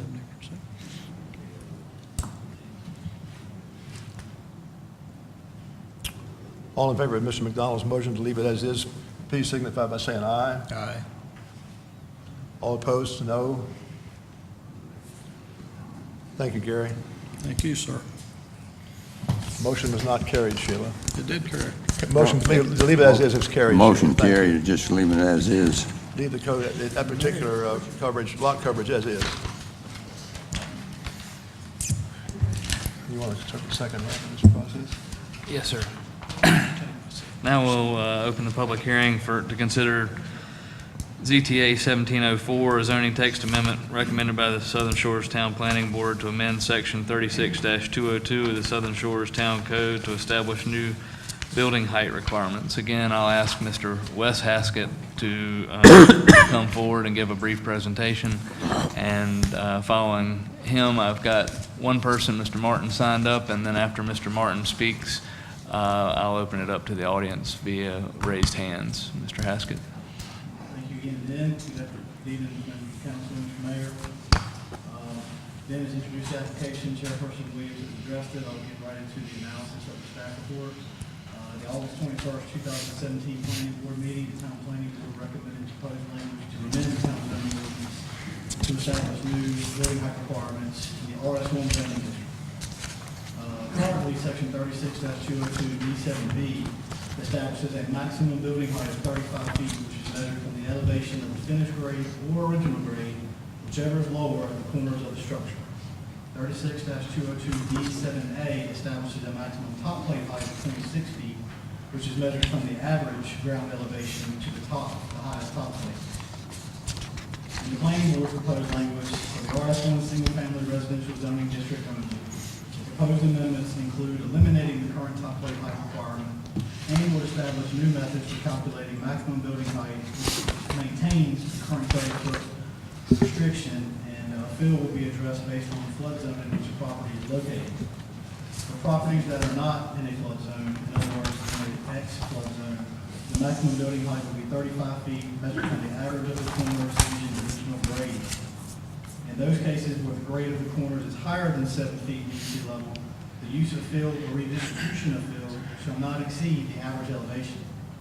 In those cases where the average grade of the corners is lower than 7 feet above mean sea level, the use of fill or redistribution of fill may be permitted up to 7 feet above mean sea level, which is then used as a starting point for the calculation. For properties that are in an AE flood zone, maximum building height would still be 35 feet, also measured from the average of the corners of original grade. And the use of fill or redistribution of fill shall not exceed the average elevation. The use of fill or redistribution of fill may be permitted up to 7 feet above mean sea level, which is then used as a starting point for calculating the elevation. For properties that are in a VE flood zone, oceanfront, maximum building height would be 35 feet as well, measured from the average of the corners of original grade, and fill would not be addressed as it is regulated by FEMA, and no structural fill is allowed. And it's also in the town code's flood damage prevention norms. With respect to the town's land use plan, the town's currently adopted land use plan contains policy 2. Policy 2 states that the community values the town will continue to comply with the vision for Southern Shores, a low-density residential community comprised of single-family dwellings on large lots, served by a small commercial district with convenient shopping and services located at the southern end of town. This blueprint for land use naturally protects environmental resources and fragile areas by limiting development and growth. As noted by Chairperson Williams earlier, as well as town staff now, the planning board have determined that the proposed amendments are consistent with the town's currently adopted land use plan, and the board unanimously 4-0 recommended approval of the application at their August 21st, 2017 meeting. Any questions? Council have any questions? Mr. McDonald? Yes, sir, I do. Let me ask you a question, Wes. And I was in this planning board meeting, and I had a hard time following some of this mean sea level and those things as they were doing them and the average and everything. If I'm in a AE zone and I've got a lot that's 3 feet, I can build it up to 7 feet to get my average. Correct. If I'm in a VE zone, I should be above that, but if I got a 3 foot, it does not address that I can build my fill up if I'm in a low lying area in a VE. Does Right. VE have anything that low? I would assume no. I mean, I don't think so. Because I know when they talked about the AE is supposed to be above flood stage. But on these new maps, some of them are not, if I'm correct. The preliminary map, preliminary map, the base flood, and the sound side has been reduced from 7 to 4. On the sound side, I have to go back to it, but on the VE, it goes, there are some going from VE 12 to 13, and some are going down to 11, some stay at 12, and then there are some that come out of the VE zone entirely. But as far as a 3 foot above sea level oceanfront property, I don't think we will. No, I'm talking about an interior. 3 foot property above, sound side property 3 foot above mean sea level would be rare as well. What about in an X zone? So that it can be elevated above that point, or at least to that point. Okay, but if you're at 3 feet, you can still go to 7 feet and use that as your average, Correct. no matter which zone you're in. Basically, the way it's worded is saying that you can go up to the average, correct? In a VE zone, the FEMA regulates the amount of. Right, flow. I understand that. I just want to clarify. And you said that FEMA's going, and on the new preliminary flood maps, they're reducing it from 7 to 4, right? Preliminary flood map show 4 foot AE flood zone, yes, sir.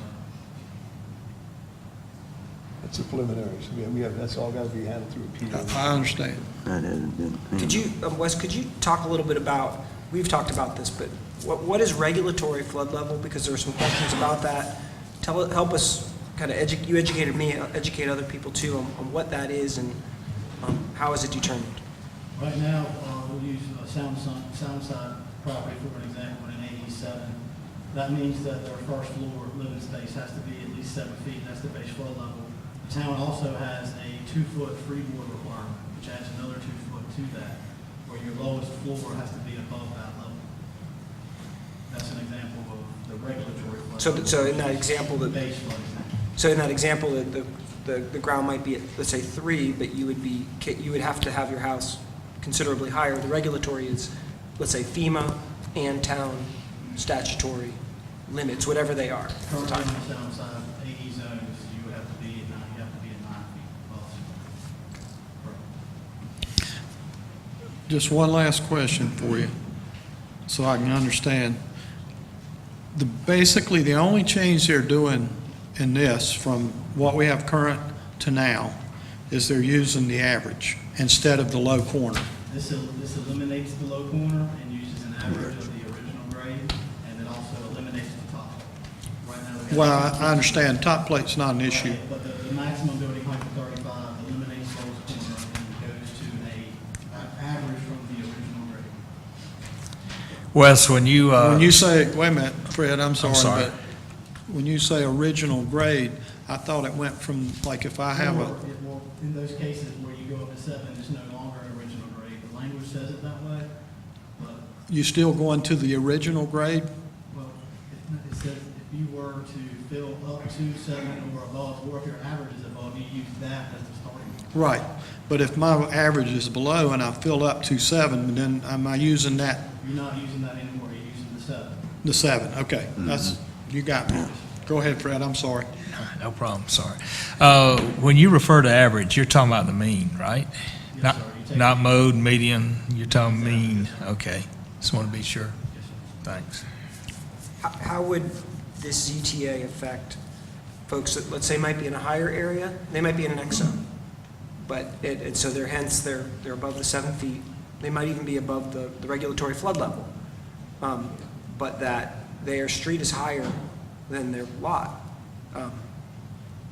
How are they affected by this? Are they not allowed to bring the lot to prevent the water from the street coming on their property, or? Well, for an example, if you're in the X flood zone, you can only use the average of the corners from the original grade. Uh-huh.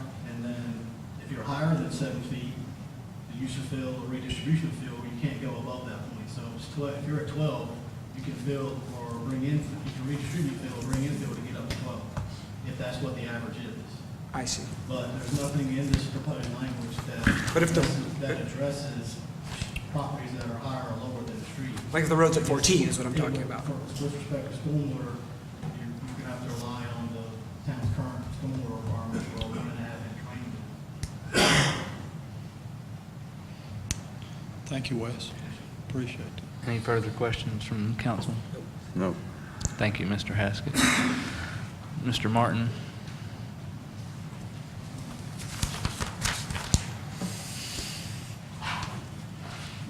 Mark Martin, 191 Waxahachie Trail. I'm a builder in town, been here 21 years. Back in the late 90s, early 2000s, when the height ordinance was changed, this was an attempt to squash houses. Council, members of the council then, planning board, town manager wanted to reduce the size of houses, that's all it was. And one of the things they directed was the building inspector at that time to come up with a way to do that. And what they came up with was a 26-foot top plate. So if you have a standard height, 8'1", 1 foot floor, 8'1", 1 foot floor, 8 foot, standard height. You can walk in it, not knocking your head. That's where they capped it out at. So we went through all of that, and for the most part, when we talked about least desirable lots, when I think of a client out, well, your elevation's gonna start way down in the hole, so I can't fill it up, you can't build a 3-story house. You're gonna be down to a 2-story house. People would bypass that, go on down the road, find the next lot. Back to why we're here now, to Mr. Newberry's point, why is this coming up? It's been coming up because in the last 3 years, the Building Code Council, and if you look at the code book that's that thick, has a set of tables called the modulus of elasticity in it. First thing you learn in builder's school, and the first thing you forget in it. And basically what it says is that the lumber has to be a certain thickness to go a certain span. What's happening is with the new growth forests, that span can't be where it used to be 3 years ago. or that floor system has to be higher. So it's coming up an inch, 2 inches, 4 inches. So now all of a sudden, that standard 3-story house is 26 feet, 3, 4, 5 inches. What that requires us to do is, if this room is a lot and it's flat, first thing we have to do is dig a hole and go in the ground to meet the height plate. And then you have people coming up here and say, my house is flooded. Why? Well, you're in a hole. You made the decision to go into a hole, and that's why you're put there. We don't recommend that, and we typically try not to do that, so we try to mitigate those things. So that's why the top plate is important, to basically get that out of there. It's not going to affect anybody's view. It's not going to affect the height of the house or anything. Last house I did on Waxmiller Trail, if this room is the lot, that's the street. You came off the street, my lowest point was right here at 18 inches up, and it sloped up about 5.5 feet to the back for a big, beautiful live oak that we tried to save back there. To get the standard 3-story house there, we had to haul out 25 truckloads of sand to get it out and to dig along the side of the property line for the 1.5-inch stormwater detention pond that we have to have. I did not plan on taking a drop out of there, but I had to haul 25 loads out of there because that's what the top plate height did to me. My house was only 32 feet tall. I would have made that, but the top plate would have never made it work. So we're forcing us to, that's 50 truckloads on a street that didn't need to be there. That was more trees taken off that didn't need to be taken out. And, you know, the only person that benefited was the guy that was hauling it out. We didn't, the owner didn't. They didn't spend any more money in their house, increase their tax value or anything like that. And that's just the tip of the iceberg. It's not affecting anything on the ocean front. I'm getting ready to permit one hopefully this week. I've got a 33.5 foot, 33 feet, 5-inch house. Meets the top plate requirement, meets the ridge height requirement, has nothing to do with this ordinance. The issue I think people are having with the 7 foot, they're thinking, okay, if the floor's at 2 or 3, and I'm going to fill to here, but I've got a big berm up there, I'm going to knock all that down. No, they're not going to do that necessarily. It's all in the footprint of the house, and they're just trying to level it out to get there. We don't want to be moving and changing the topography any more than we have to.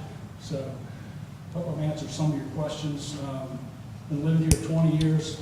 I've got a decent ocean view, but it's not because of houses being built too high, it's because of the trees growing up in front of everything.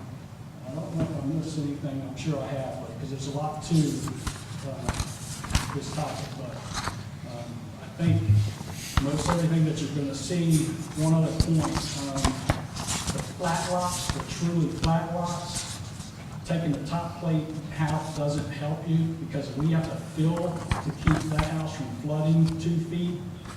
That house is going to be a 33-foot house. We're going to have to truck 2 feet off the height of that thing. So that is happening. Thank you, Mr. Martin. Thank you, Martin. Does anybody else wish to speak to this ETA? Mr. Connors?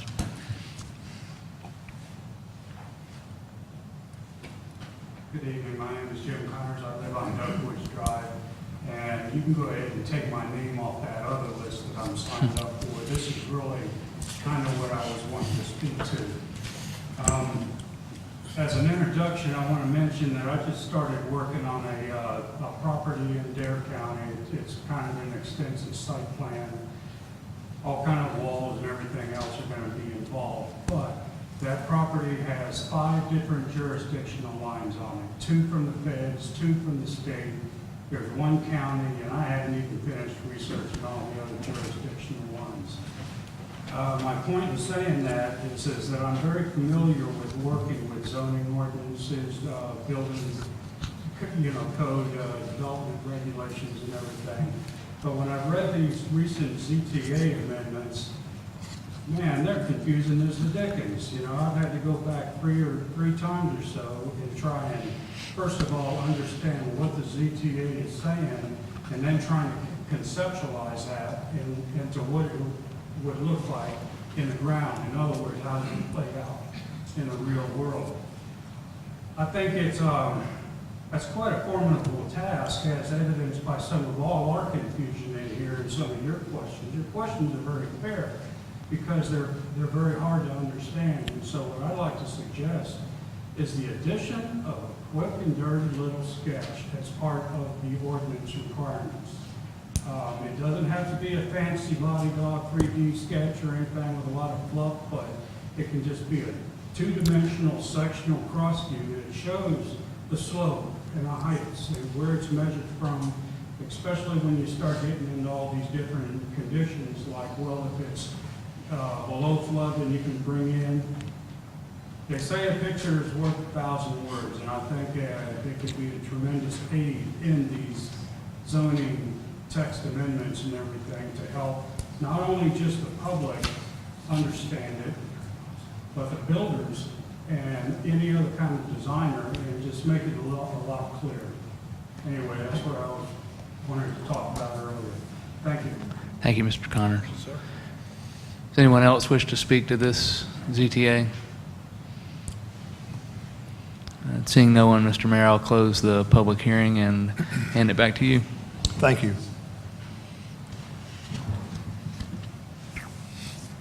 What's your pleasure once again, council? I guess I'd like to make a motion. Hearing what Jim said is valuable, and other towns have that. So that's a really good suggestion. I know Currituck County has that.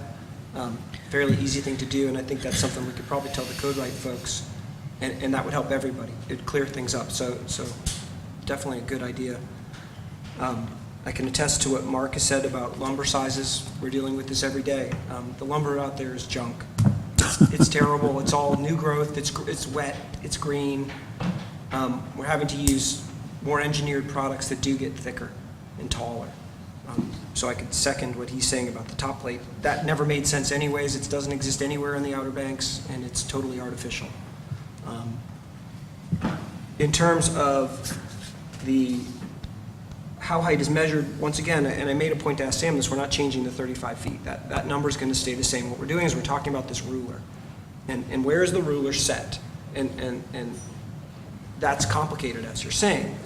And Sam has done a good job of outlining 3 conditions.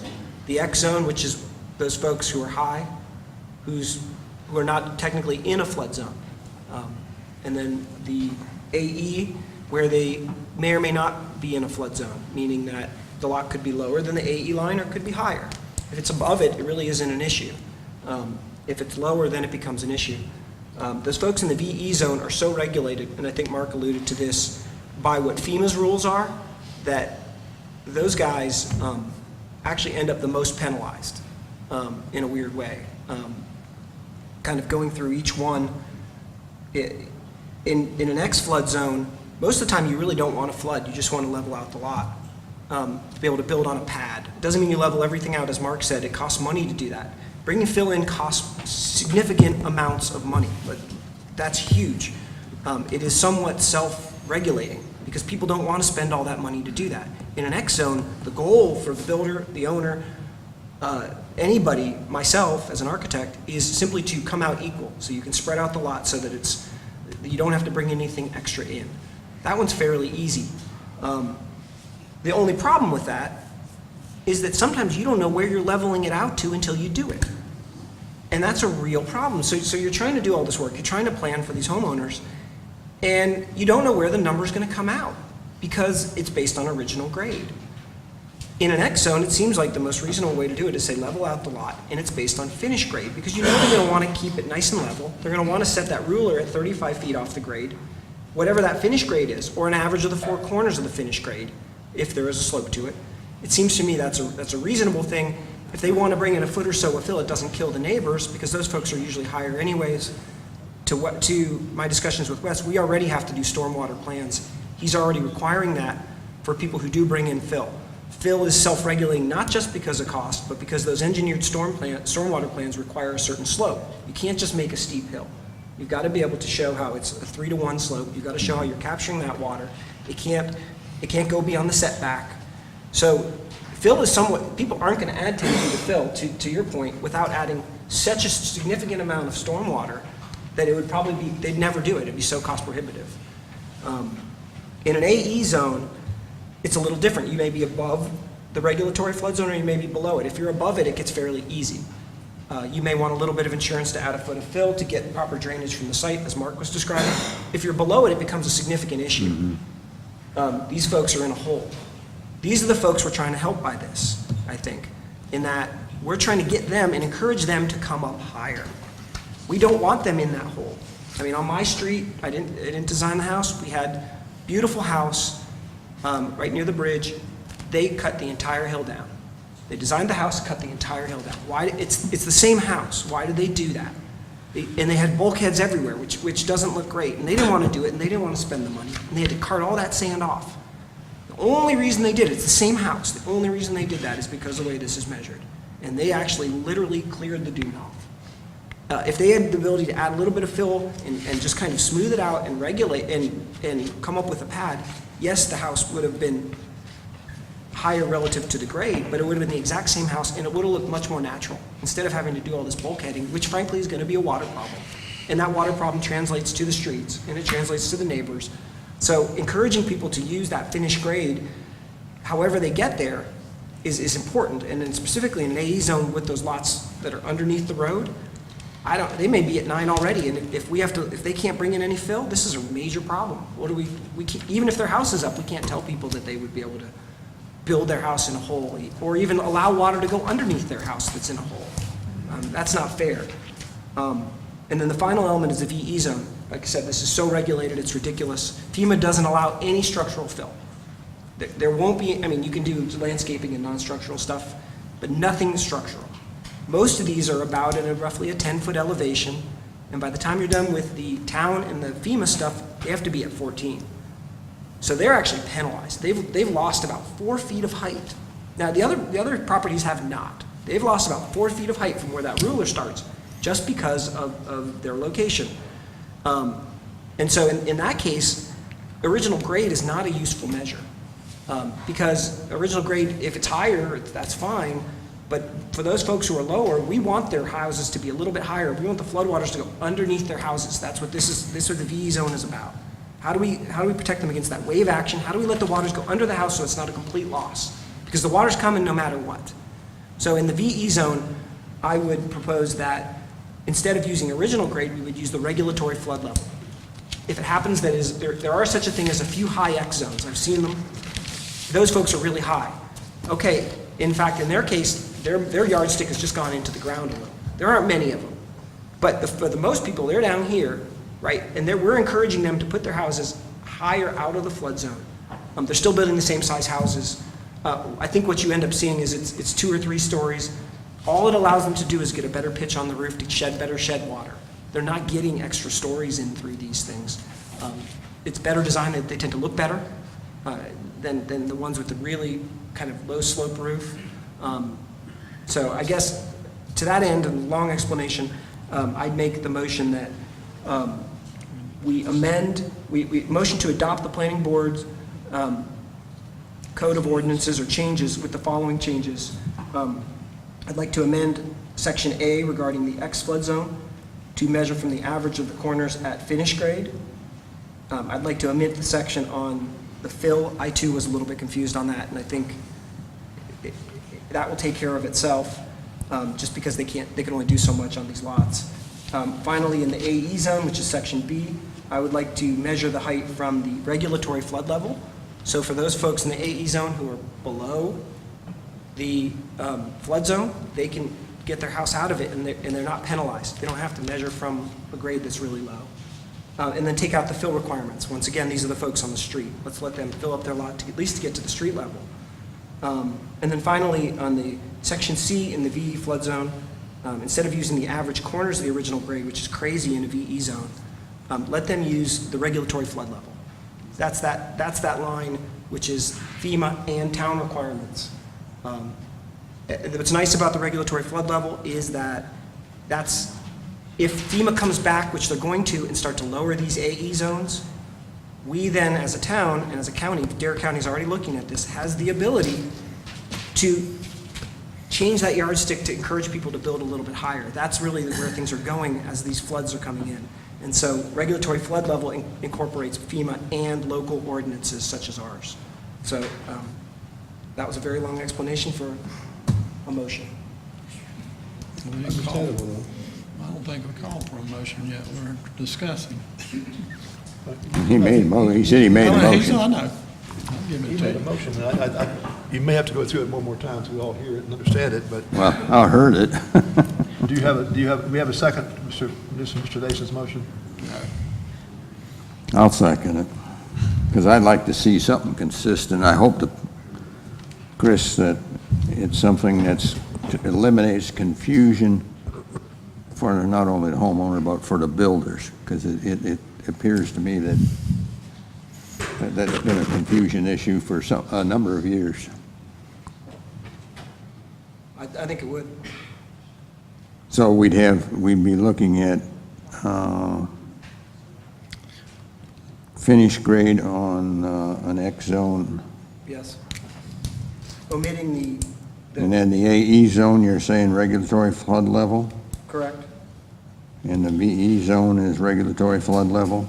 Yep, the average of the corners, or the X zone would be the average of the four corners of the finished Yep, grade. on finished grade. Yes. So the So only what one we're, determines finished grade? pardon? That's a great question. That is based upon how the lot grades out when you're out there. So it gives some flexibility. Build, Well, understood, yeah, that is, okay, so finished grade is where it is before you start building. So So- it allows you to level out the lot or bring infill to get that level pad that you need in order to build a structure. but is that, how do you determine how far you can go there to keep from having, and I understand we have to keep our water on our property. Yes. The average of the original grade, or the average of the four corners, is given a big difference from what we had in the past, where you had the low corner. Uh-huh.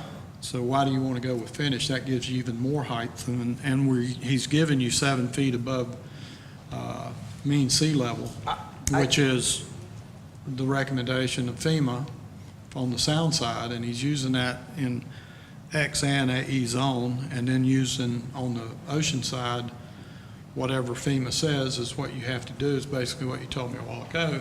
So why not just leave it as is and move forward with that? That's given, I think, a substantial change in what we've been doing.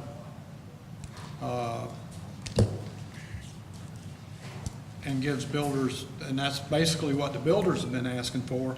And I remind council that in this one, about 70% of the folks said leave it as is, of that 700 responses.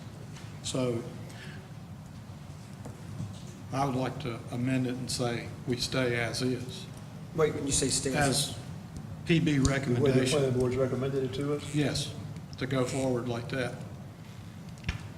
And I asked, the big question I asked Wes was, this is basically gonna be the same, except for we're using the average of the four corners instead of, finished grade gives you a little more, I understand that, but we're not, I don't think we're at that point yet where that's raising those houses, and our public responses was that they didn't want to do that in this community. And we're raising it by going to the average of the four corners at the original grade. Well, I appreciate your saying that, and I'm willing to kind of discuss it. I mean, the only change, the thing that I noticed in my first reading was the average of the four corners in the VE zone. Because those folks are already penalized because they can't add any fill anyways, they're already low. Well, I thought FEMA basically regulated that. And the town, so those Well- folks are gonna lose 4 feet on that house, whereas nobody else does in the town. I'm just saying, so that was Well, the they get reason. 35 feet, which is, and they get an average now, which is better than what they had. It's true, but that was why my suggestion to use the regulatory flood level for those folks on the VE zone. So that we're using the flood zone for them because they can't add the fill, they can't do anything, they're in a totally different situation than those other folks. I understand, but my recommendation would be go as the planning board has recommended on this one. because it's only a minor change, and I'm good with that. But to go into any more, I would want to send it back and have them make those changes if we're going to do that. What do you think, Fred? I hate to say it, you confused me big time. And I'd say, based on what you've said, send it back and have somebody come back with a PowerPoint presentation and show us a picture. Yeah, I think that. I hate to say. And I don't know what I'm voting on, to be honest with you. my motion would be to take the planning board recommendation as is, I thought we were just voting on the method of measuring. and that's what it is. And if we're doing that, I know exactly what I'm voting on. That's- But Chris, I'm sorry, you confused me. I'm sorry, that's too much information, but what do you think, Leo? We're keeping the 35, it's a matter of how we're arriving at where we start measuring. It's a matter of how you're Rather right. than at the lower side, we're taking all four and coming up with whatever that average is to start with. I can tell you, when we built our house, if I could have done that, I probably would have had a little more front yard. But in that case, I couldn't, I had to move forward because I was going to be too high. Was either that, lower the damn roof or move it forward, so we moved it forward. You're right, Leo, and I lowered my roof. Well, I wasn't. I was in the same boat. I wasn't going to be that stingy on the house. So I moved forward and I don't have to Well, worry about a front yard. The way my lot was, I had to lower my roof. Well, is finished grade good? Would that work, or are we at original grade? Original is what I know, but we've talked about maybe amending it to. Well, I don't have a finished grade. definition for I'd like to finished, just ask one question, Mark. Which one is going to be the easiest for you to work with? That's the least confusing? Finished grade or? Least confusing is finished grade, but I haven't thought of it in terms of that in Southern Shores, so I'm not sure. Back to Gary's point, it may elevate a couple lots a little bit in there. I don't think much. So, With your less than power, there into the lots. So. You go take before one me. house certain last year. Before you motion. We came in, once we started clearing, we were looking at hauling in 15 loads of fill, and we got And you almost second. 1,000 relief, and we found that heavily cleared lot, Okay. about 120 loads of fill on that lot. So- Offset $127,000. So, and what you're, shouldn't we be identifying these new speakers? You're right. Well, I asked a actually, question. let's go back to what we're doing here. Yeah, fair enough. I just asked a I would question make for I would like clarification. to amend Chris's motion that we recommend what the planning board has sent to us as is, and move forward with the original grade, average of the four corners. I can live with that. Well, then second it. Second. We'll treat it as a substitute motion. Substitute motion. You'll have to. Motion on the floor to accept the planning board's recommendations as regard building height calculation. Motion's been made and seconded. Any further discussion about that? No. All in favor of accepting what the motion is made? Aye. Aye. Thank you, Chris. Thank you, Gary. You're welcome, sir.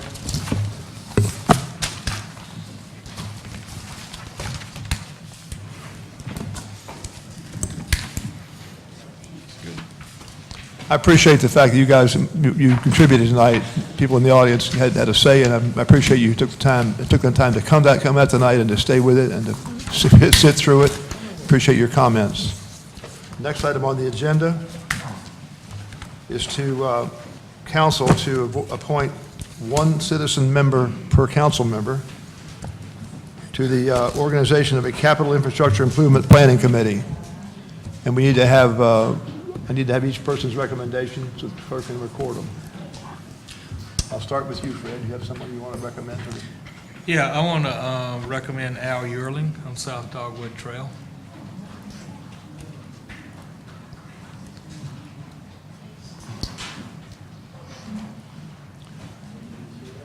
Leo? I want to nominate Jim Coranda. Jim Cranda.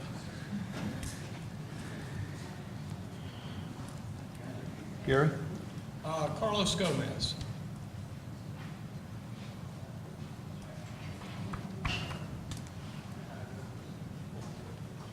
Chris? Andy McConaughey.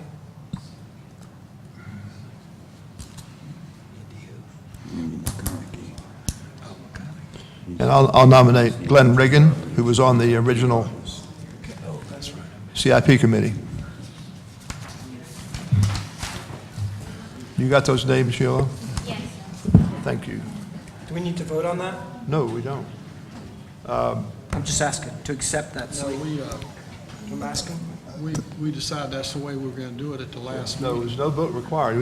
Just asking. This is our CII, this will be our CII committee members. Now, on that committee as well will be the mayor pro tem, as I understand it, Yeah. and the mayor. Right.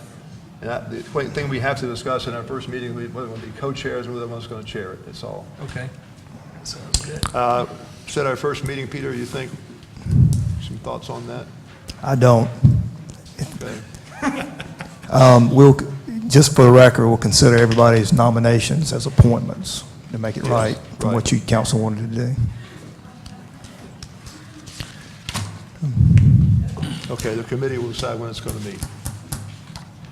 I'll call a committee meeting or work that out after. I mean, I'd be glad to do what the committee wants us to do Okay. as far as,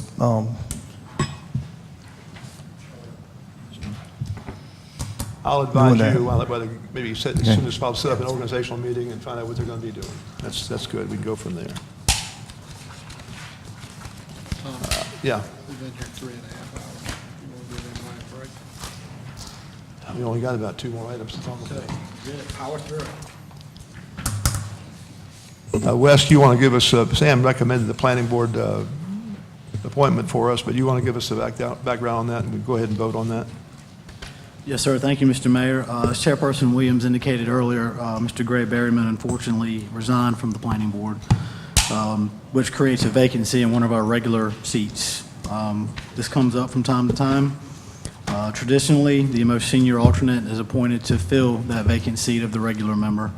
And in this case, the most senior alternate is Mr. Joe McGraw, and he has indicated a willingness to serve as the regular member should council wish to appoint him. That's your pleasure. Thank you. Yes, sir. Council need a motion to appoint Mr. McGraw as to the planning board as as a regular member, not as an alternate. I'd make that motion, but I'd also like to ask why the council was not notified of Mr. Berryman's resignation. I only knew about it because I attended the planning board meeting, and until tonight, it wasn't even communicated to us. No, I was aware of it. Well, I went to the planning board, or I wouldn't have known it. So I think that's something that we should be told is whenever a Well, I member of the mean, board was that going resigns. to change moving somebody up or down? No, I'm not talking about that. I'd nominate Joe. Who Yeah, we do? Joe McGraw. I'll nominate Joe, but I have no problem with it, I just think we should be made aware when we have a resignation, especially on a board that important. Sam, can you answer the question for me, Sam. when he actually resigned from the board? Gray called me and told me he was going to resign, and it's my understanding that he submitted a letter of resignation to us. He did send it to you, and I just assumed that the word got passed around. And I do nominate Joe. All right. and I'll second it. Thank you. Thank you, Sam. I have a motion to appoint Mr. McGraw to the planning board as a non-alternate member, regular member, and a motion is made in second. Any further discussion? All in favor? Aye. Aye.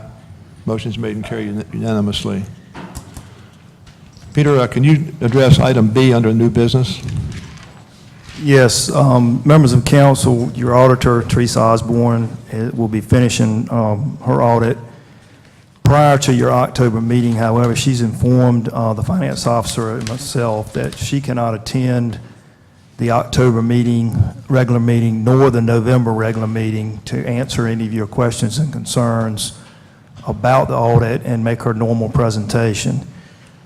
She's anxious to do that. She has informed us that she could be present at a special meeting on October 17th at 9 a.m. if that was the council's pleasure.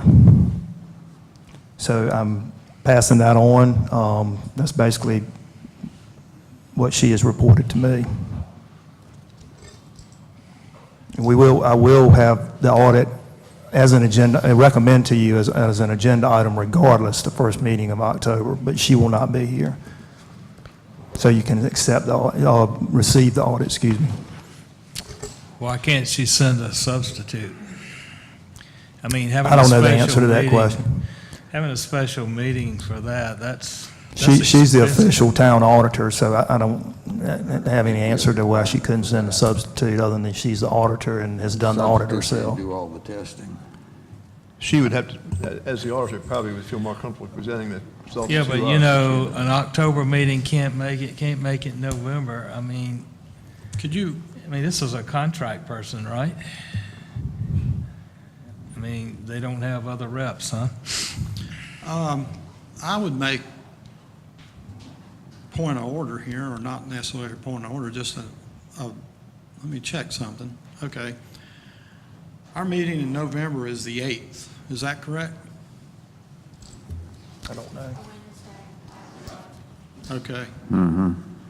And normally it would have been the 7th. So is there a day in November that we could change our council meeting to November to, that she would be available? I may be able to, I certainly will ask her that, absolutely. Anything that council's pleasure. I mean, that's fair, and that way we don't have to have a special meeting just for. Yeah, that's my point. I can't see having a special meeting. Tom, you okay with that? I'm fine. Let's look at the calendar and see what it says here about the Do we have November to dates. worry about any notices, and do we have enough No. time to properly notify? No. It'll be clocked, will be filed when we receive it, and I'll immediately send it to the council and make it available to the public, and I'll actually put it on the agenda for your October meeting so you can receive it. Okay. So we could go from the 1st to the 1st, 2nd, or 3rd of November. We can go to 6th, 8th, 6th, 9th, or 10th of November. But the 1st, 2nd, or 3rd is fine too. I'm just saying. Well, the only reason I mentioned that, you got an election coming up on that Tuesday, the 7th. Yes. We could have it 1st, 2nd, 3rd, or the 6th. So do you need to check? Okay, with let me our- understand Well, what you're you're gonna have to check doing with first. Are you keeping do you want to keep the November 8th regular meeting? No, we You want would- to cancel that meeting? We would rearrange that meeting So to so that meeting would need to be noticed and the Yes. cancellation of that Cancel that meeting. one and Okay, You don't have to cancel it, you just change the calendar. just change the calendar, but we have to If you change renotice the regular meeting calendar. calendar more than 7 days in advance, it just goes away. So we can do that. well, we'll have to I'm find, being well, nice. before we make all that decision, we're going to have to Can you know what ask, her can you ask schedule is. Teresa what her schedule is for those dates and let us know, and we'll make it we happen have in to have a October? special meeting. I hope not. Okay, we're trying to figure out whether the dates that y'all want as a consensus of council to propose to the auditor. November 1st through the 3rd, is that what you mentioned here? That's what Tom said. Yeah, I just suggested that any time during the 1st, 2nd, or 3rd of November, if she can accommodate that.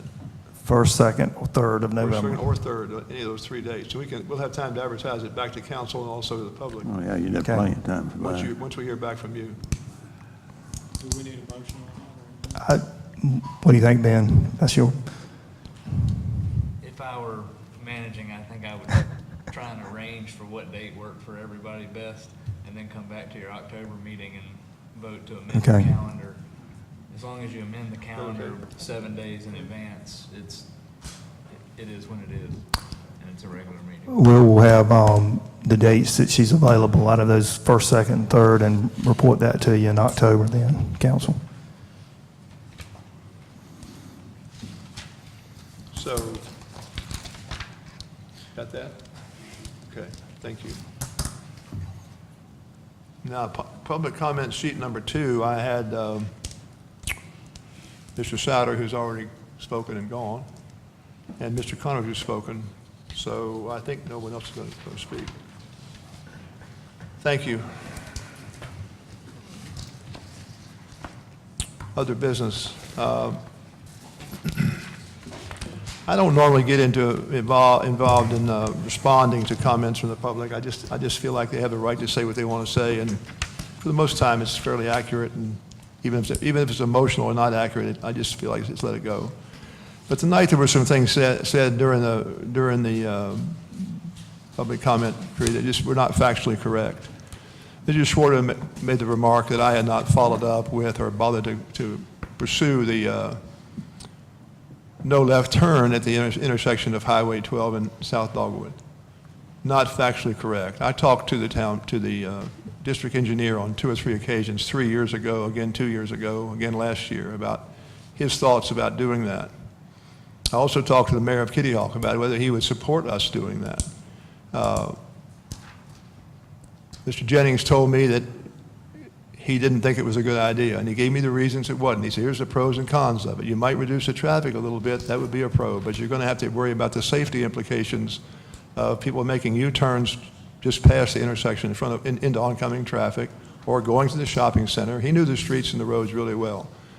And the second thing he mentioned was you're going to have people taking alternate routes. They're going to immediately go to the best alternate route they can find, which is probably going to be Juniper Trail, or you're forcing them back into an already crowded intersection at Highway 12 and 158. Their primary, I think the primary concern they have at that level is public safety, highway safety. And he was being careful to point out to me that that's one of the considerations I had to weigh carefully before I came in and advocated for a particular action on that intersection of Highway 158 and South Dogwood. And I had the same response again the second year when I inquired about it. I didn't pursue it further except to talk to the mayor of Kitty Hawk and confirm the fact that he would not be able to help with any resources. This past year, when it came up again, I asked the mayor of Kitty Hawk once again, and we've talked about this earlier, but he told me that he would not be able to provide any resources, but if we wanted to do it ourselves and patrol it ourselves with our officers, he would allow that if we would indemnify him in some way, his town in some way. He didn't want his town to be liable in case someone was T-boned and lost a life on that road as they were leaving, trying to make a U-turn past the intersection. We didn't drop it. It came up again in our last council meeting. It was brought up and discussed, and I had some really very positive feedback from some members of the audience I thought were constructive, taking it one step at a time and trying to experiment with some things I thought was a good suggestion. And that's why we had the people come tonight and talk to us, to see what they had to say. In other words, that took some initiative too. So we haven't ignored this. That's the point I wanted to make. Did we do everything right? Probably not, whoever does. But the effort has been there for the last 3 years to try to address this. I still think if we approach it from the perspective of giving it a trial for a trial period of a month or something like that and see how it works, we have a better idea if it really solves the backup traffic, which is on Hillcrest and Sea Oats and somewhat on Wax Myrtle. That's all I have. Start with the Mayor Pro Tem on the right end of that. I don't have any more comments. Thank you. The only comment I got, we are facing potentially a hurricane, and I would suggest we heed the warnings. If it says get out of town, because you got to remember we don't have any shelters here, and when the bridges are closed, you're here. And if it's a severe storm like maybe we had in Texas or what could hit us, make sure your Social Security number's on your arm. And if the fire department comes around and tells you get out of town, because I can tell you if it was indicated to me it was going to be a 3, I'd be gone, and I'd be somewhere else than here. And so heed that. I just also want to clarify, I was not at the meeting over at the school regarding the traffic problems. I was in Sedona, Arizona, and it couldn't be in two places at once, so I was not there. Thank you, Leo. No comments. Just one. About a week ago, I had the opportunity to witness our police and firemen in action, and I'd just like to say thank you, especially Officer Slagle back there, and another officer, one of the community members passed away, and their response was fantastic, and we really thank you for what you do. Council, motion to adjourn? So moved. All in favor? Aye. Aye. Meeting is adjourned.